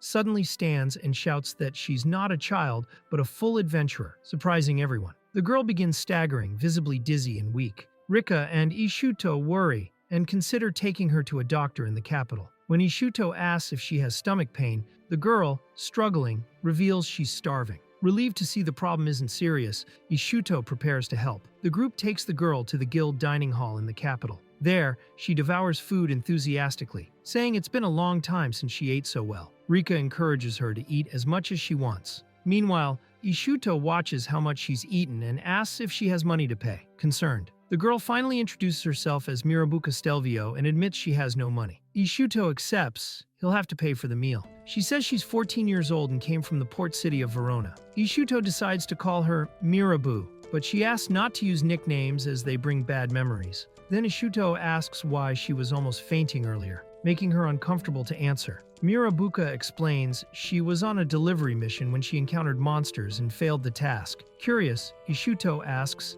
if monsters stole the cargo, but she reveals she ate the delivery item herself. Surprised, Ishuto listens as she explains. Hungry and without supplies, she hid in a tree and, fearing her stomach growling would attract monsters, ended up eating what she carried. Mirabuka enthusiastically continues, saying the delivery was a high-level fruit she ended up eating. Ishuto notices she has the same clumsy air as someone else he knows, a type of person he doesn't get along with. Meanwhile, other adventurers notice Mirabuka's return and start commenting. At that moment, Elsie appears running and thanks Ishuto for protecting Mirabuka, leaving him confused. After the reunion, Elsie explains Mirabuka was missing for a week after accepting a beginner mission, which caused concern. They even issued a search mission. The situation is taken humorously by all, and Ishuto accepts thanks and the offered reward. Then curious, Rika asks why Mirabuka, despite her experience, is still a tool warrior since she's been an adventurer for 2 years, which surprises Rika, who has less career time. Mirabuka gets furious hearing Rika's question, taking it as an insult to the tool warrior class. She bangs the table demanding explanations, scaring Rika.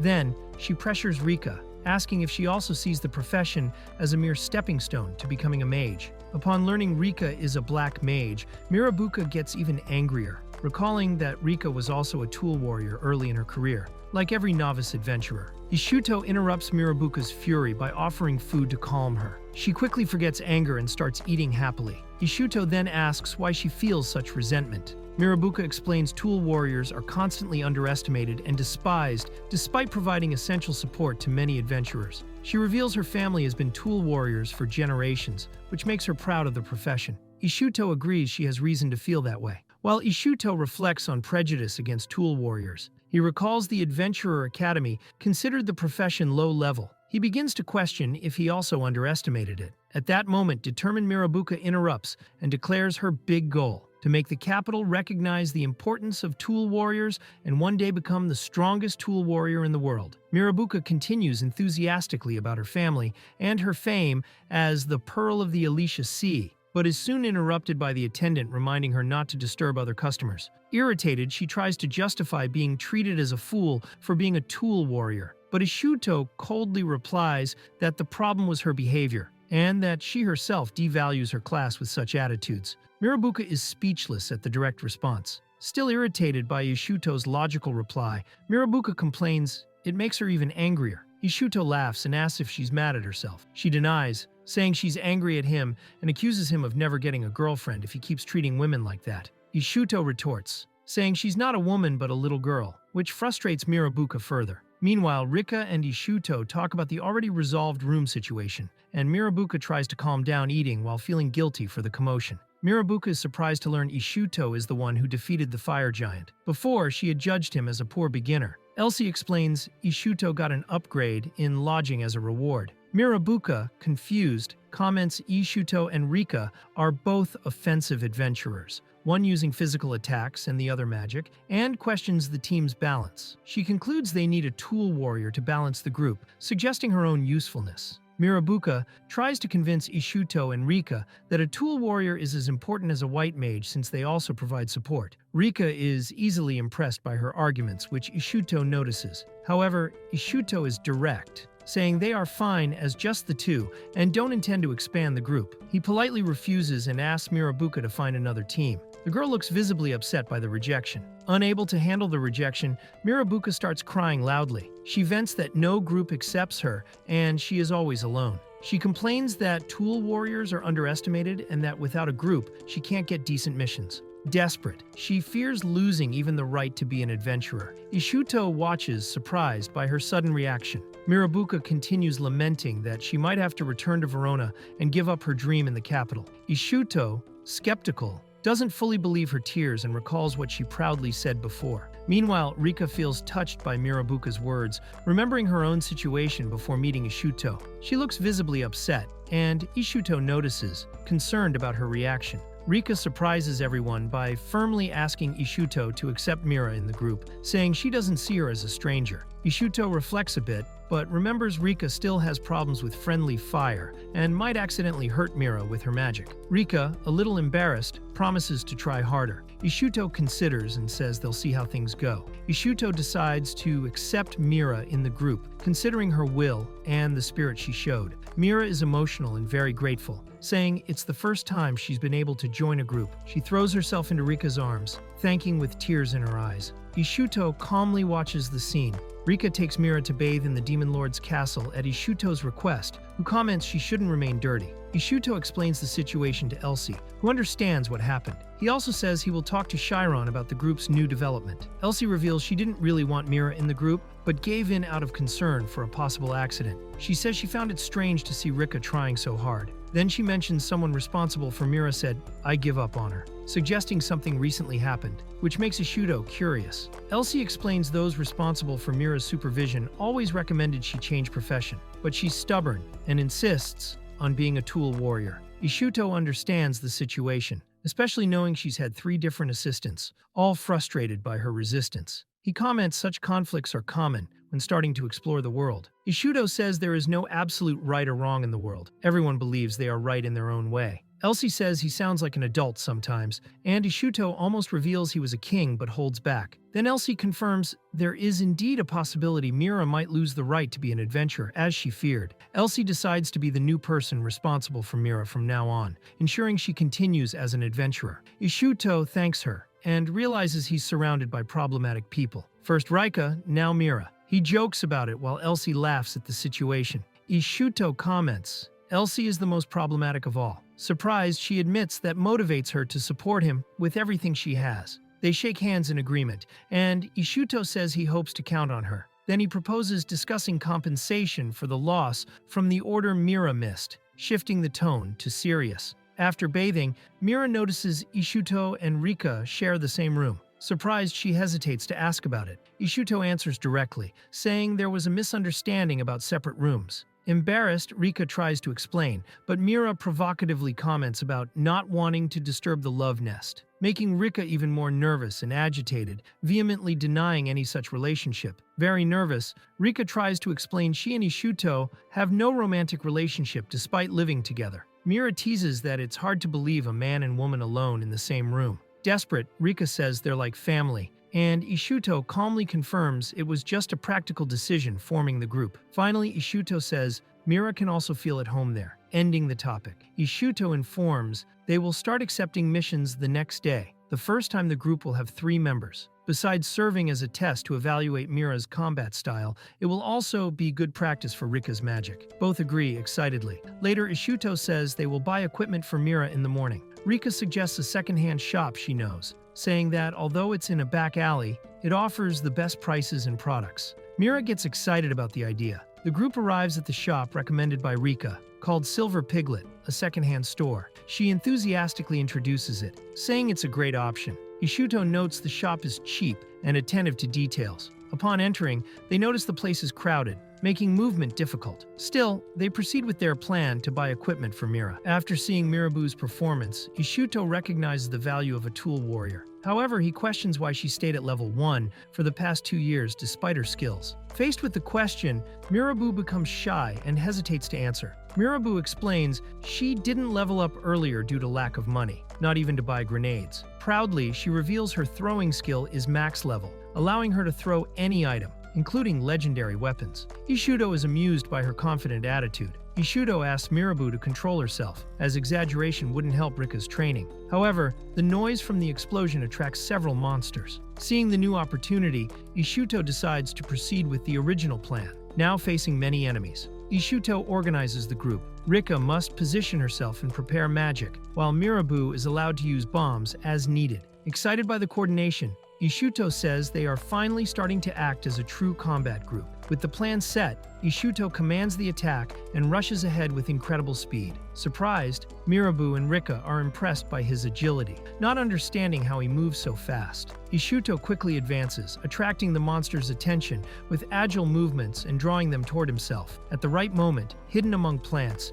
he signals Rika to launch her attack. Determined, she responds and prepares to act. Rika casts a powerful fireball at the enemies. The attack hits directly, causing a large explosion. Ishuto celebrates the success of the strike, while Mirabu watches surprised by the spell's impact. After the attack, Ishuto notices Rika's power seems to have increased since Aina Forest, even with the field's limitations. Surprised, Rika mentions she has felt good since eating a special fruit. Mirabu questions the magic's strength and field impact, while Ishuto reflects on his own physical abilities, which surpass normal. At first, Mirabu found it strange that Rika formed a group with someone as strong as Ishuto. Now, seeing the two skills, she recognizes they are exceptional adventurers. Excited by the progress, she firmly decides that by accompanying them, she can also become stronger. Determined, Mirabu resolves to get stronger, and believes she can. However, she notes that Rika's attacks are not exactly friendly, being dangerous. She concludes she must be cautious during fights to avoid accidental hits by the immense magic power. While Ishuto keeps running without showing fatigue, Mirabu prepares to fulfill her role as group support. Determined, she activates her throwing skill, preparing a potion to restore Ishuto's energy. Mirabu throws the potion toward Ishuto, but he quickly dodges, considering the move dangerous. As a result, the potion hits an enemy, who ends up healed. Surprised and confused, Mirabu asks why Ishuto dodged, while he replies it was inevitable since the throw was risky. Mirabu tries to explain that potion throw is an advanced technique that heals from top to bottom when hitting the head. Irritated, Ishuto asks if she has ever thought that maybe this is why tool warriors are unpopular. After all, no one likes having a jar thrown at their head. The argument continues as Mirabu gets frustrated with another point against her method. Ishuto reveals his entire body is protected by a magical coating, making him immune to physical and magical attacks. Surprised, the girls find it scary and impressive. However, he explains he is not completely invincible, recalling he briefly lost consciousness in a previous battle. Meanwhile, Mirabu doesn't understand the memory mention and tries to change the subject. Ishuto explains healing and support magics don't work on him, and to recover, he must drink potions. This discourages Mirabu somewhat. as her throwing style wouldn't be effective. Despite that, Ishuto finds her skill interesting and useful in critical moments, since it is faster than opening and drinking potions normally. Ishuto asks Mirabu to avoid using potion throw for now, explaining drinking the potion is more effective. She reacts surprised and worried about her identity as a tool warrior. Ishuto comments he didn't expect this profession to be so limited in this situation, while Mirabu tries to justify that it's not exactly like that, visibly shaken. Emotional, Mirabu reveals throwing potions is a valuable way for her to relieve stress. She explains she loves the sounds of impact and liquid spreading. She proudly remembers that during adventurer school, she almost fainted with excitement when she landed her first potion throw, while Ishuto and Rika react surprised by this unexpected motivation. Mirabu begs to keep using her potion throw, saying she finally feels part of a group. Desperate, she grabs Ishuto, who resists, saying he never asked about her fetishes. Tired, he partially yields, allowing her to use the skill only in critical moments. Happy with the decision, Mirabu celebrates, promising to respect the condition. 2 hours later, the fight ends successfully. The group celebrates having defeated about 300 enemies. Ishuto suggests collecting the remaining items, estimating they can get 15 gems. Noticing the enemies lost the will to fight, he plans to check the bodies. Excited, Mirabu offers to handle the collection, saying it's also a specialty of tool warriors, while preventing Ishuto from helping. Rika suggests Ishuto rest a bit since he ran the entire combat and offers to help with the collection. Ishuto calculates the return trip will take about 2 hours. Even so, with 1 hour for collection, they still have enough time to go back. He decides that if needed, he will run back, though he dislikes long trips. Rika shows a pocket watch she rented from the guild, highlighting its importance for timed missions. Ishuto agrees and leaves item collection to the girls. While they take care of it, he decides to take a quick break, stepping aside to rest. While resting, Ishuto notices the girls should already be returning. When he calls them, he hears a strange sound coming from the forest, putting him on alert. Worried, he watches closely, trying to understand the situation. Rika and Mirabu appear running, panicked, chased by a huge and dangerous monster. They scream for help, while Ishuto quickly realizes the seriousness. It's a creature far beyond the mission's level. Without hesitation, he orders them to keep running and heads toward the enemy to face it. Ishuto advances against the huge monster, skillfully dodging a tail strike. In the counterattack, he lands a powerful blow to the creature's face, apparently dealing damage. However, as he prepares to continue, he realizes the situation is even more complicated than expected. The monster releases a dense, poisonous mist, forcing Ishuto to protect himself and quickly perceive the danger. He warns Rika and Mirabu to hold their breath. Quickly, he positions himself between them and the poison, shielding them as the creature keeps spreading the toxic gas in the area. The group moves away from the monster and poisonous mist, believing they are safe. Rika and Mirabu, still scared, comment on the gas and admit they inhaled some. Mirabu tries to downplay the danger, saying the reptiles are dumb monsters and it was probably just a bluff, despite having fled in panic. Ishuto, concerned, asks if they are really okay. Ishuto asks where the bag with items is. Embarrassed, Mirabu admits she threw the bag as far as possible to gain time during the escape. Rika asks not to blame her, saying thanks to Mirabu's quick action they escaped. Ishuto understands the situation and says he can't blame her for that. Ishuto says that actually Mirabu deserves praise. He congratulates her directly, leaving her very embarrassed and blushing. Meanwhile, Rika laughs and praises their companion too. Ishuto then notices the mist has already dissipated and suggests resuming the search for the lizard crystals to return quickly to the capital afterward. Suddenly, Mirabu faints in Ishuto's arms, alarming him. Shortly after, Rika also begins to feel sick and almost falls. Desperate, Ishuto realizes that although he is good in combat, he lacks skills to treat injuries or medical problems. While trying to understand what happened to them,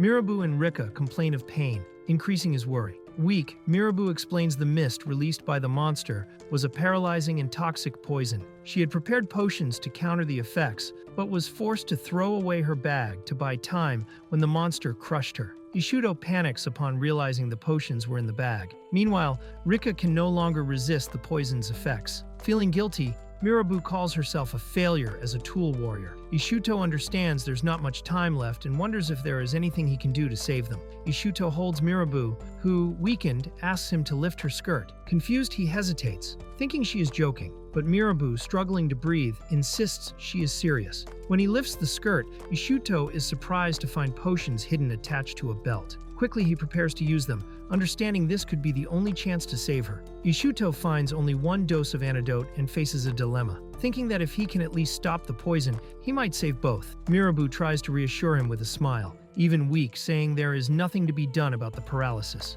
Ishut trembles, hesitating before the impossible choice, but determined, he says there is no need to choose. Confident, he will find a way to save both. Mirabu, weakened and gasping, begs Ishut to give all the potion to Rika. She reflects on her journey. Since arriving in the capital, she feels she has only failed and brought shame to the adventurer's life. Memories of being rejected by various groups arise. In her mind, she sees herself as weak and useless, believing she does not deserve another chance. Meanwhile, Ishut holds her in his arms, listening to her plea with sorrow. Mirabu, with tears and a sincere smile, says that despite everything, she feels happy to have met Ishut and Rika. She expresses deep gratitude, even knowing she is dying. Her body burns with pain, but she accepts her fate, relieved to have been useful to the group for the first time. Meanwhile, she thinks that if Rika takes the potion, she will be saved, and for Mirabu, that is enough. Mirabu, crying, thinks that deep down what she wanted most was to keep adventuring with that group. At that moment, Ishut settles her and offers the potion, telling her to drink it because Rika had already taken hers. Surprised and moved, Mirabu wonders when he did that, unaware that Ishut had already acted to save both. Mirabu, still weak, tries to insist that Rika should drink all the potion, saying it would be sad for Rika to know she sacrificed herself. Even so, Ishut replies that this is not the issue. Mirabu continues arguing that he wouldn't be able to carry them back running as before, since the distance to the capital is long and she is very weak herself. Ishut, firm, tells her not to play the martyr, because he knows she is a stubborn woman who refuses to give up. Ishut, serious, threatens Mirabu, saying that if she keeps refusing to drink the potion, he will do it for her, mouth to mouth. Surprised and embarrassed, Mirabu shouts she doesn't want that, because she hasn't had her first kiss yet. Resigned, she begins drinking the potion quickly. Ishut comforts her, saying she doesn't need to worry because he already considers both part of his army. Ishut states firmly that he will not abandon Mirabu. Then he prepares to return to the capital, carrying Mirabu in his arms and telling her to grit her teeth because they can move quickly. He also says he took her hat. Moved by his words and attitude, Mirabu clutches her chest tightly, touched by his determination. She thinks that with the speed he showed before, maybe they really can make it. Ishut dashes at high speed, carrying Rika and Mirabu. The force of the movement impresses, creating an impact on the ground with every step. Mirabu, confused and dazed, does not understand what is happening, while Ishut keeps a determined look, focused on reaching the capital as fast as possible. Mirabu wakes, startled, gasping, suddenly opening her eyes. She realizes she is lying in a bed, in a simple room next to other occupied beds. She quietly observes the environment for a moment, trying to understand the situation. Seeing Rika sleeping peacefully, Mirabu, still surprised, wonders if they really were saved. Mirabu wakes and Ishut, relieved, asks how she feels. He explains the antidote has already been administered, but the paralysis has not passed. Mirabu tries to move and feels weak. Surprised, she asks how many days she has been sleeping. Ishut reveals that only 3 hours have passed since the event. Mirabu is surprised, since the trip to the capital would take 2 hours on foot. Ishut comments that he arrived in just 3 minutes, leaving Mirabu even more impressed. She thanks them for getting treatment in time, but still finds Ishut's speed absurd, while he responds naturally. Ishut, with a confident smile, claims to be a demon lord, leaving Mirabu surprised. He says the important thing is that both are well and advises them to rest 3 more days before returning home. Mirabu timidly agrees. Then she gets restless, saying she does not want to become a burden, and begins to argue excitedly, which worries others who fear she is reacting to the poison again. Mirabu, still shaken, asks if Ishut will manage to finish the mission on time. He says yes, but mentions the bag was lost. Mirabu, embarrassed, reveals that the gems were not in the bag, but hidden in her underwear. Surprised, Ishut confirms if this is true, and Mirabu explains that small items can be stored there, as is common for warriors of her class. Ishut, in a hurry, asks Mirabu to hand over the gems quickly. Desperate and embarrassed, she protests, saying he would be putting his hands in a girl's underwear. Ishut, focused on the mission, says he is not interested in that and needs to remove the gems since she is paralyzed and no one in the infirmary is available. Even unwilling and embarrassed, Mirabu cannot stop him while Ishut prepares to take the items. Elsie arrives to visit the patients and finds the confusing scene of Ishut trying to remove the gems from Mirabu's underwear. The girl, embarrassed, asks Elsie to help instead of Ishuto. Despite the commotion, with Elsie's help, the group manages to complete the mission and receives the reward without problems. The group gathers happily to celebrate the companion's recovery in the Demon Lord's castle. The host offers the banquet as encouragement while everyone enjoys the food and expresses gratitude. During the meal, they talk about the dangers faced and a rare visit from a known person, highlighting the seriousness of the last mission. During the meal, the group talks excitedly about their recent feat. They discovered and eliminated a new species of giant reptiles, now officially recognized as Gigantoreptilis. In recognition, they were rewarded with a banquet. Happy with the recognition and eager for the future, they celebrate the impact their names will begin to have in the capital. During the conversation, a doubt arises about the group's name. When asked, the leader questions if everyone is satisfied with Team Ishuto. The companions enthusiastically approve, noting that using the promising newcomer, Ishuto's name is great publicity. With unanimous decision, the group officially celebrates the birth of the name with a festive toast. Other adventurers notice the celebration and congratulate the group for finally choosing a name. They agree simplicity is best, mocking exaggerated names and saying young people often embarrass themselves years later with elaborate choices. Amid laughter and teasing, everyone shares experiences with good humor and camaraderie. The relaxed atmosphere of the celebration is interrupted by the sudden entrance of an imposing group, the Imperial Knights. Led by a woman with a striking presence,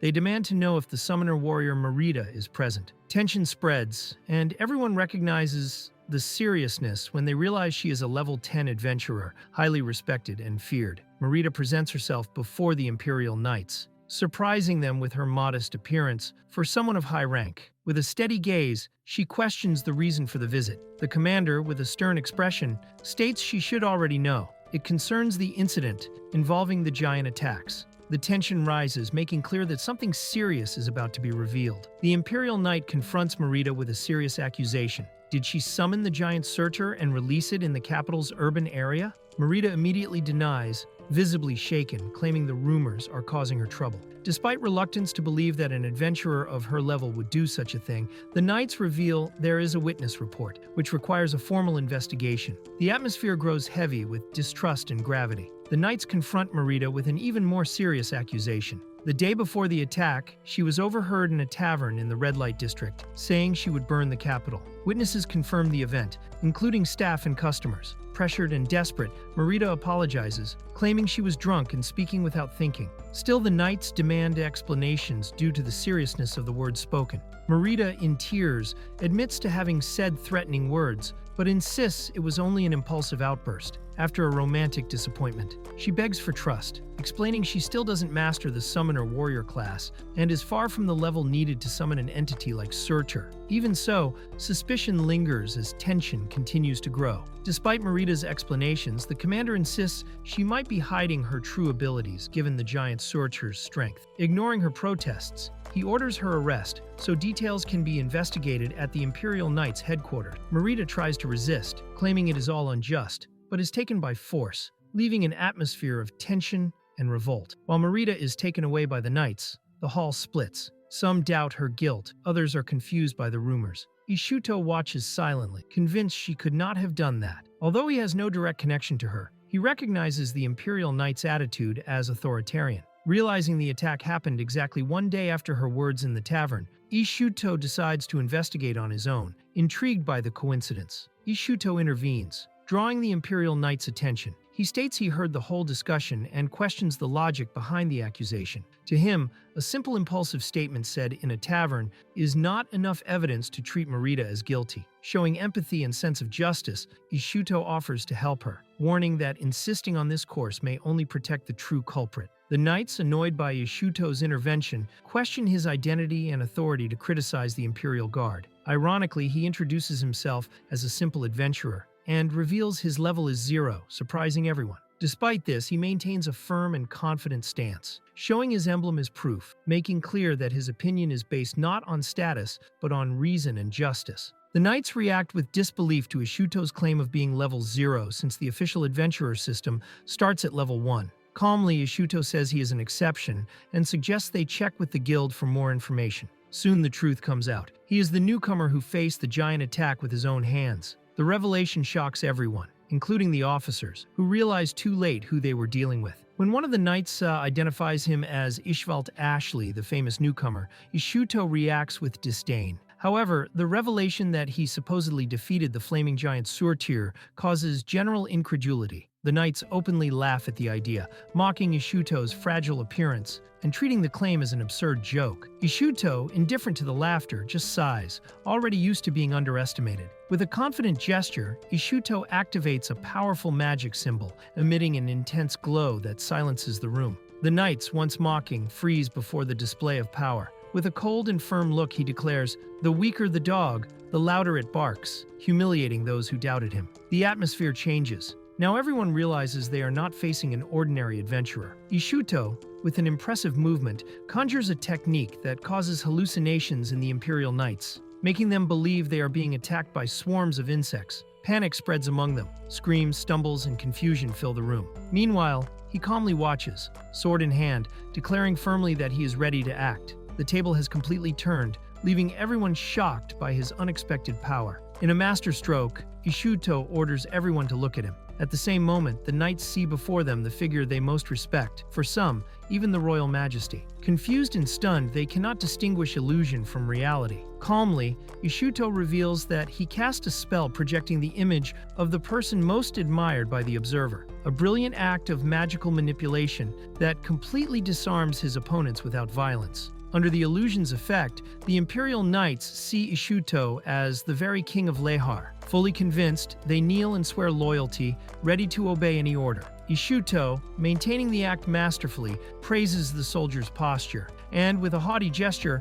announces he will give them commands, making full use of the advantage created by his magical skill. Following Ishuto's orders, still under illusion, the Imperial Knights dash off, hopping like rabbits toward the guard headquarters. The scene is as absurd as it is hilarious, leaving everyone perplexed. When questioned, Ishuto calmly reveals he used a hypnosis skill, assuring the effect is temporary. Meanwhile, one of the knights, immune for some reason, watches silently, confused for being the only one to escape mind control. After all the confusion, Ishuto approaches the knight who remained lucid, recognizing she was the only one who did not mock him. With a slight smile, he reveals that was why he spared her. Embarrassed, she sighs and admits the investigation was hasty. Out of respect, she decides to withdraw with dignity. Meanwhile, the truth is finally recognized. Ishvalt Ashley, the disbelieved novice adventurer, was responsible for defeating the giant Surtur, leaving everyone shocked by the revelation. The last knight leaves reluctantly, swallowing her pride after the humiliation.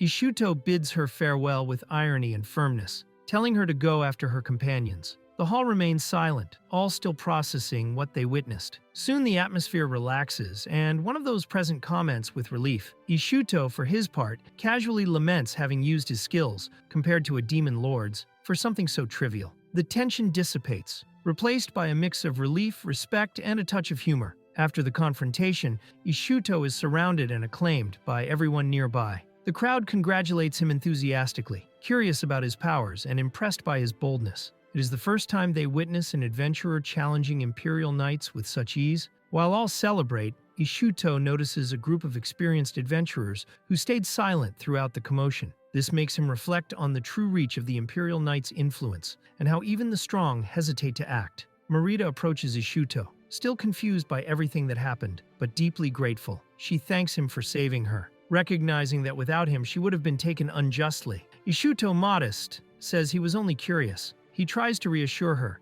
mentioning that the attention on the case should fade soon. Marita says goodbye with a sincere smile, relieved and hopeful her reputation will be restored. While everyone celebrates in the hall, Ishuto observes silently, distant from the euphoria. Even surrounded by applause, his gaze carries a certain weight, as if indifferent to the celebration. Outside, Marita walks alone through the city streets, exhausted and thoughtful. She murmurs to herself about how terrible the situation was, trying to process everything she went through. The mood contrasts the lightness of the ending with the emotional impact still not overcome. As she walks the streets, Marita reflects on recent events. She recalls sadly her romantic involvement with a teammate, her first love in 20 years, and how everything began to fall apart after discovering he was already engaged. The pain of the disappointment still hurts, and she recognizes that romance was the start of her bad luck. Even so, she consoles herself with the thought that, thanks to Ishuto, she managed to escape injustice. With a hopeful smile,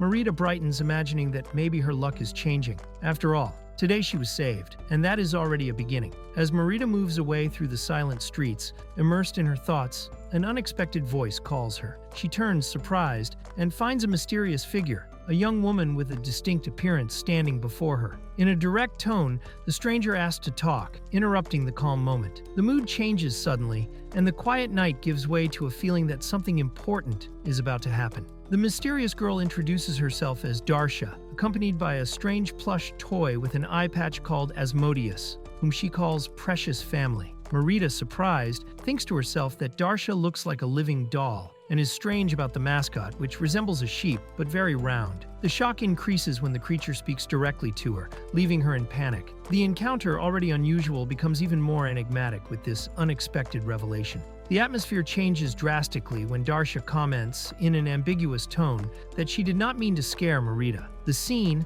now wrapped in shadows and silence, reveals a strangely calm mood. Nervous, Marita realizes she is alone in a deserted alley, a situation clearly not a coincidence. Her heart racing, she questions Darsha about her intentions, but soon a terrifying thought takes hold. Something about that presence and place makes no sense, until a dreadful realization hits her. It can't be, she thinks, shocked. Darsha's gentle smile reveals itself as treacherous when she reveals Marita is trapped inside a magic barrier. Marita panics upon realizing she is isolated, with no chance to escape. The situation quickly escalates when Darsha, now showing her true intent, coldly commands, Asmodeus. The small being responds with a sinister, Roger, and its body begins to transform, cracking and distorting with threatening sounds. The threat is clear. Marita has been marked as a target, and the hunt has begun. Cornered by a magic barrier and with no way out, Marita faces the creature summoned by Darsha. In resigned despair, she laments her bad luck. Before her, Asmodeus takes monstrous form, ready to devour her. Darsha, merciless, declares that Marita now belongs to her, ending any chance of escape. In a lighter moment, Ishut and his companions enjoy a tasty meal together. He enthusiastically praises the food, while one of the girls declares her goal of becoming an item master, eager to accumulate experience. The mood is relaxed, full of laughter and small ambitions, contrasting with the dangers faced earlier. The young woman shares enthusiastically her inspiration, a fairy tale about a tool warrior who, despite reluctance, became a legendary item master, rival even to warrior gods. Ishut, amused, comments that he heard that story from his grandfather, which provokes a sulky reaction from her, who believes she was mocked. Still, he praises her for having a clear goal, while the group remains lively, celebrating dreams and camaraderie. While the city buzzes with expectation, the Silver Wolf Knights squad departs on a large-scale mission. The crowd cheers them enthusiastically, enchanted by their imposing presence and legendary reputation.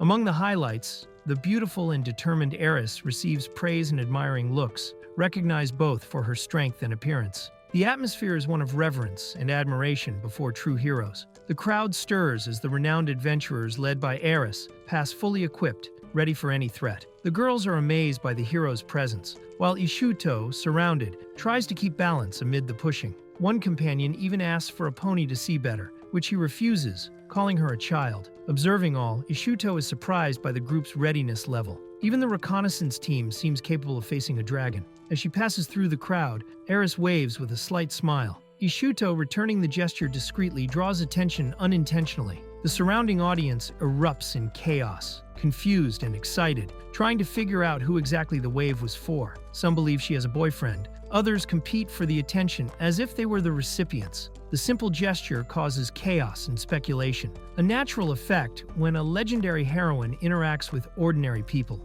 During a quiet morning, Ishut meets acquaintances on the streets and exchanges greetings naturally. He comments to himself how, even against his will, he has gotten used to adventurer life, far from the comfort he had before. While reflecting on this, he notices several high-level adventurers gathering and wonders what the reason for the parade might be, unaware that something important is about to happen. Ishut discovers the parade was the presentation of the 3rd Special Dungeon Recon Unit, formed by Vertelane's proposal. The unit consists exclusively of high-level adventurers and is sent to explore great dungeons across the country. He is surprised to learn these expeditions are frequent, and that, the previous year, the group went to the Baldios Sanctuary, precisely where he was found. The revelation sparks curiosity and possible connections to his past. The group learns that the new expedition will be sent to a legendary dungeon, Grakios, the Witch's Labyrinth, the only one still unconquered under direct royal family control. 2 previous attempts failed completely, and since then the place remained untouched for 10 years.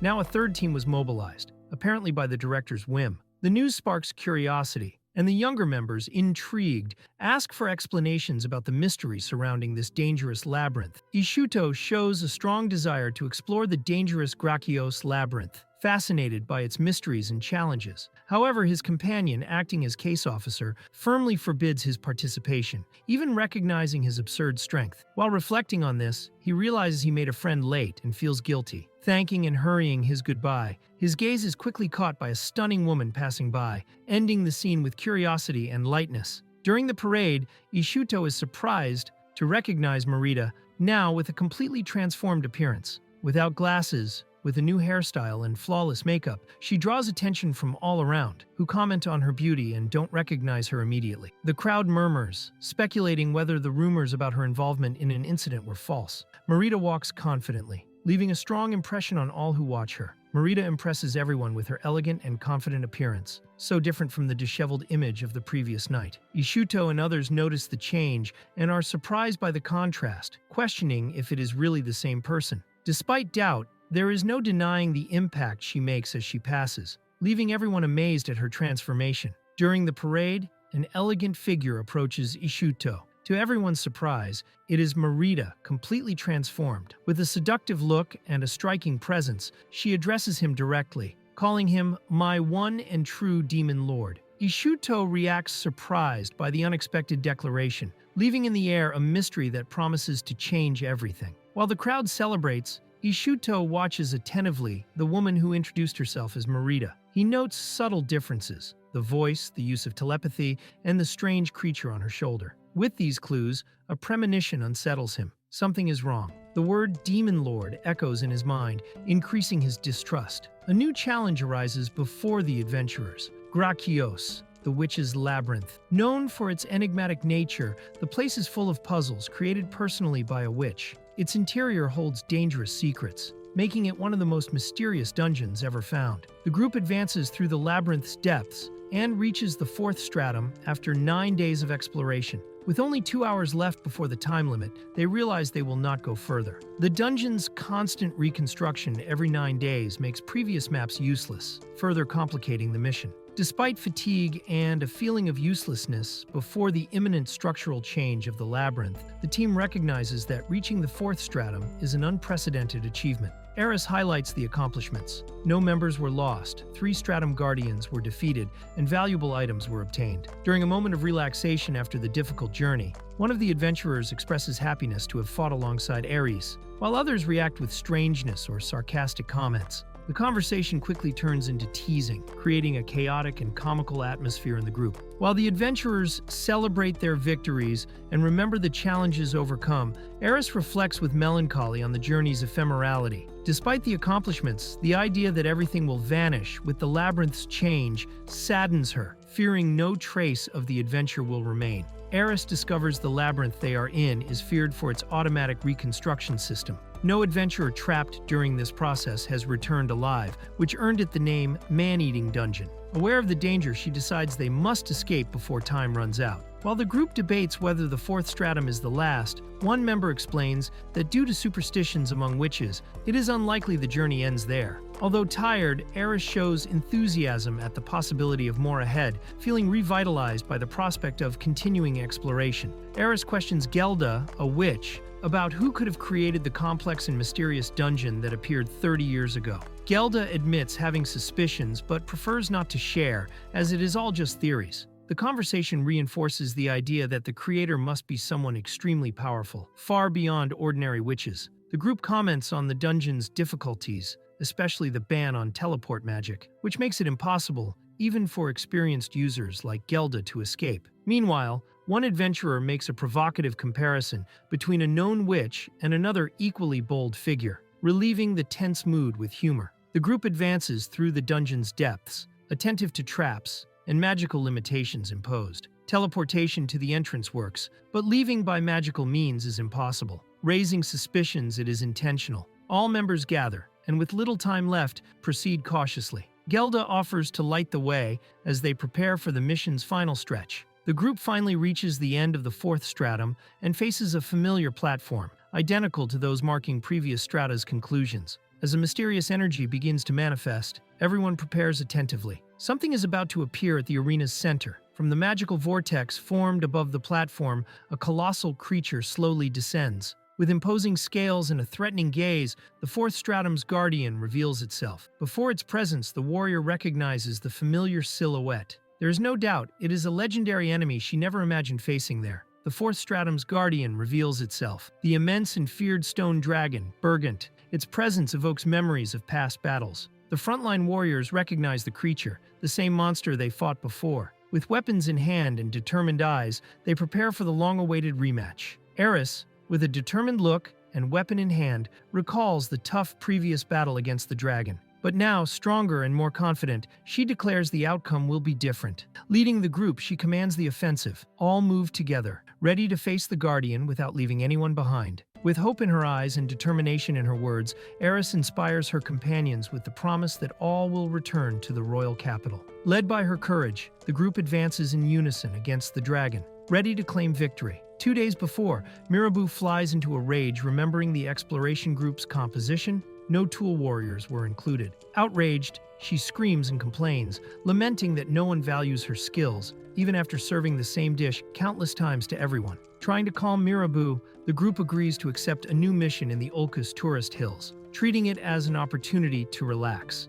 Meanwhile, Rika mentions that the exploration squad should return soon, and there is a chance to meet on the way, which excites everyone further. Ishut asks about Marita, the summoner warrior. Rika explains that, despite her fame, Marita does not belong to any fixed group and usually acts alone, joining teams temporarily that need her powers. Ishut, intrigued, highlights the vulnerability of summoning time, raising doubts about the real safety of adventuring alone. Rika explains that summoners have great destructive power, but also face limitations, such as relying on adventurers' needs, similar to tool warriors. Despite the role's complexity, Marita stood out and became a high-ranking adventurer at a young age. Ishut is impressed by her reputation, but Rika also mentions the misfortunes that follow her, such as being wrongly accused and suffering from unrequited love. Rika gets excited realizing Ishut saved Marita from a series of misfortunes, suggesting it could be love. She interprets his heroic attitude as a sign of romantic feeling,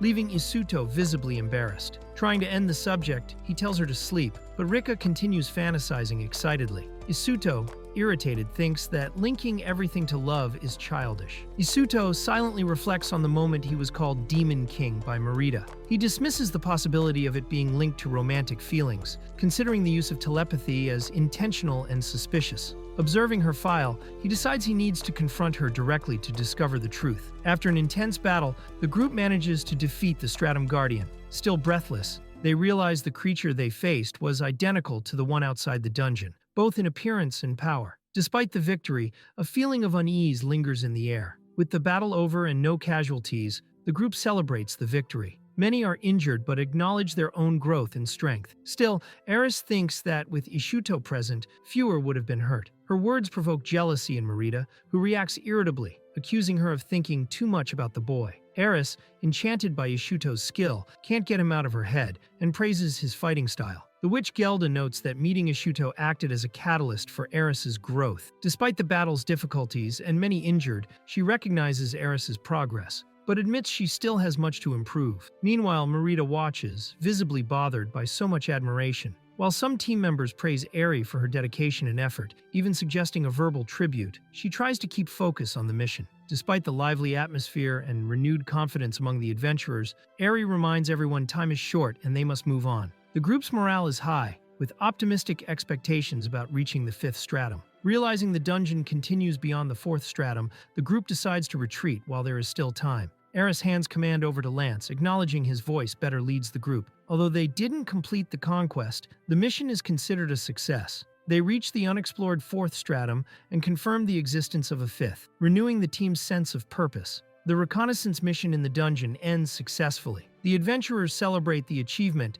and completion of the objective. With order and organization, the return begins, starting with the injured, who will use the teleport artifact Pterosaur Gemstone to leave safely. As the last group members prepare to leave the dungeon, a count reveals an alarming problem. One person is missing. There were 96 adventurers at the expedition's start. 90 have already evacuated, and 5 remain, totaling only 95. The team goes on alert, realizing a member is lost. While the leaders try to figure out where the missing member is, a dark figure emerges from the dungeon's depths. The environment changes with palpable tension. With a provocative tone, the mysterious silhouette interrupts the group, as if already expecting to be noticed. Everyone turns their attention to the stranger advancing, shrouded in a threatening aura. The mysterious figure reveals herself, Merida Ebro, the summoner warrior. She appears with an imposing presence, accompanied by her characteristic mascot and a confident gaze. Tension mixes with surprise as Aerys recognizes her, confirming her identity. Their reunion marks the beginning of a new and enigmatic development. Merida confronts the team with sarcasm and coldness. She admits attacking 4 members as punishment for disrespect,